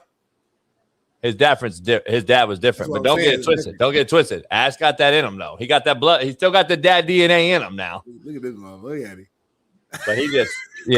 But he know you though. So a rapper once said, "Yo, daddy a killer. You ain't. You just like Bronny James." A rapper said that. So like, Ash ain't really the killer. Like he can bite. He can bite you a little bit, but he ain't got that dog in him. Yeah. But to the same extent. Yeah, but I am. He been spoiled. Yeah. Your other dog, see, he grew up when you was still figuring it out. You was in JUCO, you shitty house. Like your other dog grew up in the hood with you. Ash been spoiled his fucking whole life. He got a match, he got a Knicks fan, he got a pool in the back, he got a golf course, he got a basketball court. It's different mindset. Good point. But Callie got the dog in her, but she just old. But she got the dog in her. Callie just because Callie was around, buddy. Hey, she was. That were boys. They was like they were like inseparable. Yeah. Get the brass tacks real quick, Smitty. Tonight's game 2. You eloquently broke down that hockey game. Break down this Spurs Knicks game. Give me for the Spurs to win, they must go. Wemby must be aggressive and attack the rim early and often. He needs to catch the ball 15 feet in, stop waiting and catching the ball out in the three-point line, stop shooting so many threes. If it's open, take it. I'm not saying that. You do have the ability, but I want to see Wemby take 3 or less three-point attempts this game. I want to see him in the paint, get cat in foul trouble, work him, dribble drive, get around him, force a double team, and kick it out to your shooters because you basically just wasted a game where you had great role players who showed up big in Champagne. And then my guy, not Porter, my other guy, who? Castle. No, but my other guy, who's my role player who showed up big, who Harper went crazy in game 1, but you pretty much wasted it because I blame Wemby for not being aggressive enough. Get to the fucking rim, get to the paint, make Cat guard you. And on the flip side, I was talking to my guy, Hall of Famer Paul Pierce yesterday. He's like, why is Wemby guarding Cat so close on defense? He said, bag back and allow him to take the jump shot. Use your length to make the difference. That way, Cat can't dribble drive around you so easy. On defense, Wemby's guarding him so close. And Cat, people forget he's quick. He's an athletic big man. He's dribbling right past Wemby and getting the easy lays. So back on defense. Use your length to protect you. Offense, get to the paint. Draw foul. Finish at the rim and kick out when you draw the double team to your shooters, and you will win game 2. And you will win it in double-digit fashion. Smitty, for the Knicks to win, they must go. Keep playing that dominant defense, man. Like defense wins championship. The offense will come. You heard Cat talking about that early in the first half. He said, if we keep playing with this same intensity on defense, our offense will come. And he was right. It does come. It did came. Calls. Call. It was there. Pause. And Jalen Brunson is a guy who, hey, continue to be who you are. If you got the game close, meaning 10 points or less entering the fourth quarter, Jalen Brunson can finish for you. He is the best closer in this series and one of the best closers, if not the best closer in the NBA currently today. So you keep doing what you're doing. Cat, you continue to attack that rim. If women's don't keep guarding you close like that, you dribble around him, you make him work, you tire him out on the defensive end to where he can't be or will not be aggressive on the offensive end. You continue to do that. Josh Hart continue to crash the boards and all the others continue to be ready to knock down open shots. The Knicks will win this game and go home up 2-0 to a loud New York fan base. I agree with everything you said. I'll add a few things. If Cat can play Wemby one-on-one, the Knicks win this series in 5. If they have to double team Wemby and lose Cat and waste fouls with Mitchell Robinson, then the Spurs have a shot. But that first game, oh, man, listen, everyone wants to talk about the Spurs missing all those threes, and if they make just a couple more, they win the game and all that old shit. The Knicks didn't do well either. Right. The Knicks were off too. So I'm just telling you, this Knicks team, homie, is a little bit different. And I agree with Paul, and I know Paul and KG had it out about this. This is that one shot for the Knicks, though. The Spurs have years to go. This Knicks team has to win it this year. Or, in my opinion, this is their only shot. Because we agree, Boston will be back. We'll see what happens where Giannis ends up going. The East getting shifted. You got an up-and-coming Detroit Pistons team that's young as shit, an Orlando Magic team that's young as shit. Very uber talented, both of those teams. You got Cleveland that's still going to be in the mix probably. Indiana will be back, hopefully. If Halliburton comes back, they just kind of missed out this year with all that happened. There's a lot that's going to happen in the East next year. The Knicks have to win. Yeah. The Knicks have to win this year. Because I agree with Paul Pierce. They have to win this year. San Antonio, even though they are ahead of schedule, they don't have to win. Yeah. And I'll be honest, if the Spurs go down 0-2 tonight, which I am calling, a young Wemby and a young team like the San Antonio Spurs going to Madison Square Garden on Monday in front of Donald J. Trump. Do you realize the atmosphere? Spike Lee. That's gonna be Fat Joe. The atmosphere that Wemby's gonna walk into. Tracy Morgan. Timothy Chalamet. Kylie Jenner. John Starks. Patrick Ewing. Allen Houston. Latrell Sprewell. Oh no, Oakley can't show up. Oakley still can't show up, which is insane. Insane, by the way. Ben Stiller. Mandami. So like, you got to sit in the top, though. But it'd be crazy, homie, in New York.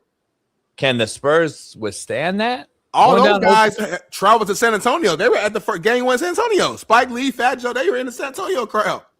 These New York fans, you got to respect it, bro. They've been waiting for this for a long time. And basketball culture is huge in New York. So this is I don't know, man. We're gonna see. The robot kicked old buddy in the chest earlier in the show. Yep. A young brother got mad and called it out. No, he didn't. Peep this. It's getting out of control. Okay, the brother stepping up for the Asian kid. Yeah, he took the hat off and they took the blue hair off and put this on him. Oh, he tearing him up too. Got him spinning around. Yeah, I love this, homie. So is this a possibility that we can beat him? Yes, brothers can. Nah, he's on slow. He's not on like Wi-Fi though. We are the kryptonite, homie. No, he's not connected to the Wi-Fi. Homie, he is Starlink. No, but the robot's not. Once they click it on, that motherfucker fucking kill the kid. Nah, homie. Black people, we just different beasts athletically, homie. Even a robot can't beat us. They'll tear y'all up. They can't tear us up. Can you rush in and grab that motherfucker, or you're fucked? I can't. I'm just concerned. Like, if let's say I put them in the full Nelson, their arms are made of metal. Could he just fold down and crunch and break my shit? Like break my Yeah, you can't put him in a full Nelson, homie. You don't think I can? You're not Ken Patera. You don't even know who that is. I'm Ain't OG. no- and this dude like this to him? I'm OG as fuck. You know who Ken Patera is, homie. That's the creator of the full Nelson. A lot of you motherfuckers don't know who that is, homie. Yeah, we all know Ken Patera. You don't know who that is. We know Ken Patera, homie. Stop, homie. That's Homie, that's common sense. If you don't know Before Ken we Patera, end the show, man, your boy, your favorite fucking person for apparently Drewski is in the news, man. Did another skit. Take a look. Oh, you know what? I saved this yesterday, but I didn't have a chance to watch it. So it's my first time seeing it live. Let's check it out. I raise all these niggas. I raise all these niggas. I raise these niggas.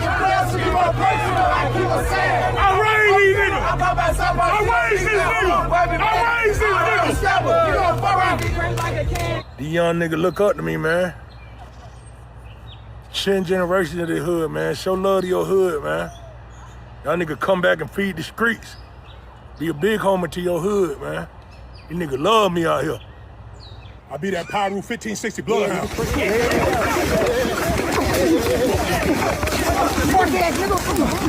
I'm finna start this streaming shit. Yeah, I'm finna start getting on live mode. Yeah. Bro, you just know how this shit be, bro. Like, I don't ask nobody for shit, dog. I appreciate the unicorn. Y'all send a galaxy. Y'all send a galaxy in the chat. Same partner right here with little. Same shit. That same spot. I was with their daddy. I was with their daddy around that time. They don't even know what happened. Nigga about this tall, man. Let's talk about them allegations. How your lawyer beat afforded? No. I was facing 40. It was a probation violation. What I went when I did. I raised these folk, man. Hell yeah! I raised these niggas. From the south, she want me to touch up on her butt. I'm bloody lost, she tap my name. I'm bloody all the bitches. I was my first beating and I drunk a Sunny D. Started lurking with my ski. It was one on me. I just wanna be. Yeah, what I just did. What I just did, man. I done came down here and bought everybody a bottle. I done came down here, yeah. What I came down here and did. What I came down here and did. We come in peace, Allahu Akbar. Allahu Akbar. No violence, we come in peace. Brotherhood. Family. Allahu Akbar. We come in peace. Breaking news. 5 armed gunmen in head wraps are on the loose in Atlanta for attempted robbery. They are considered armed and dangerous, one of which has a history of murder. The situation remains unclear. Charleston Porter, age 57, caught committing crimes with underage teenagers, now facing several pending charges. Hold on, homie. So, hey, you gotta respect it because he did the white face. Everybody got mad. I'm all for comedy. I don't give a fuck. Words and shit don't like this. Don't hurt me. So he just. I give him credit. I mean, he mimicked Steven Jackson here, and I don't have no problem with that. What? What, homie?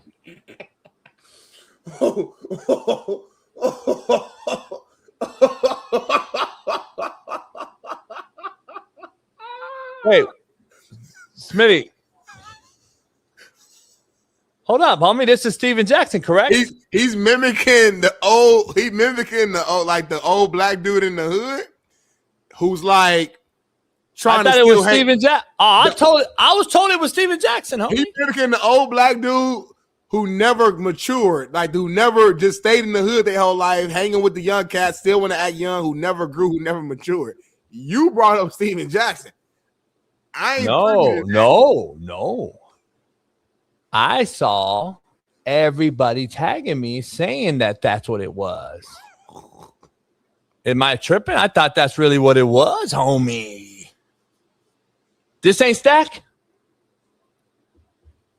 You gotta ask the homie Matt Barnes. I know you do a show with them in the NFL season, so you gotta ask them. What I'm not even clowning. This is what I was told he was. I'm just saying in the caption, Drewski just said that old hood black dude who never grew up is what the caption was, which I thought was hilarious because we all know. No, real shit. He dressing like Steven Jack. No, we all know. One thing about it, if you're a real one, you don't mind checking in. Checking in. What'd you say? I check in with the real one. That's why I'm in the middle of old block. Where you at? You see the hoop?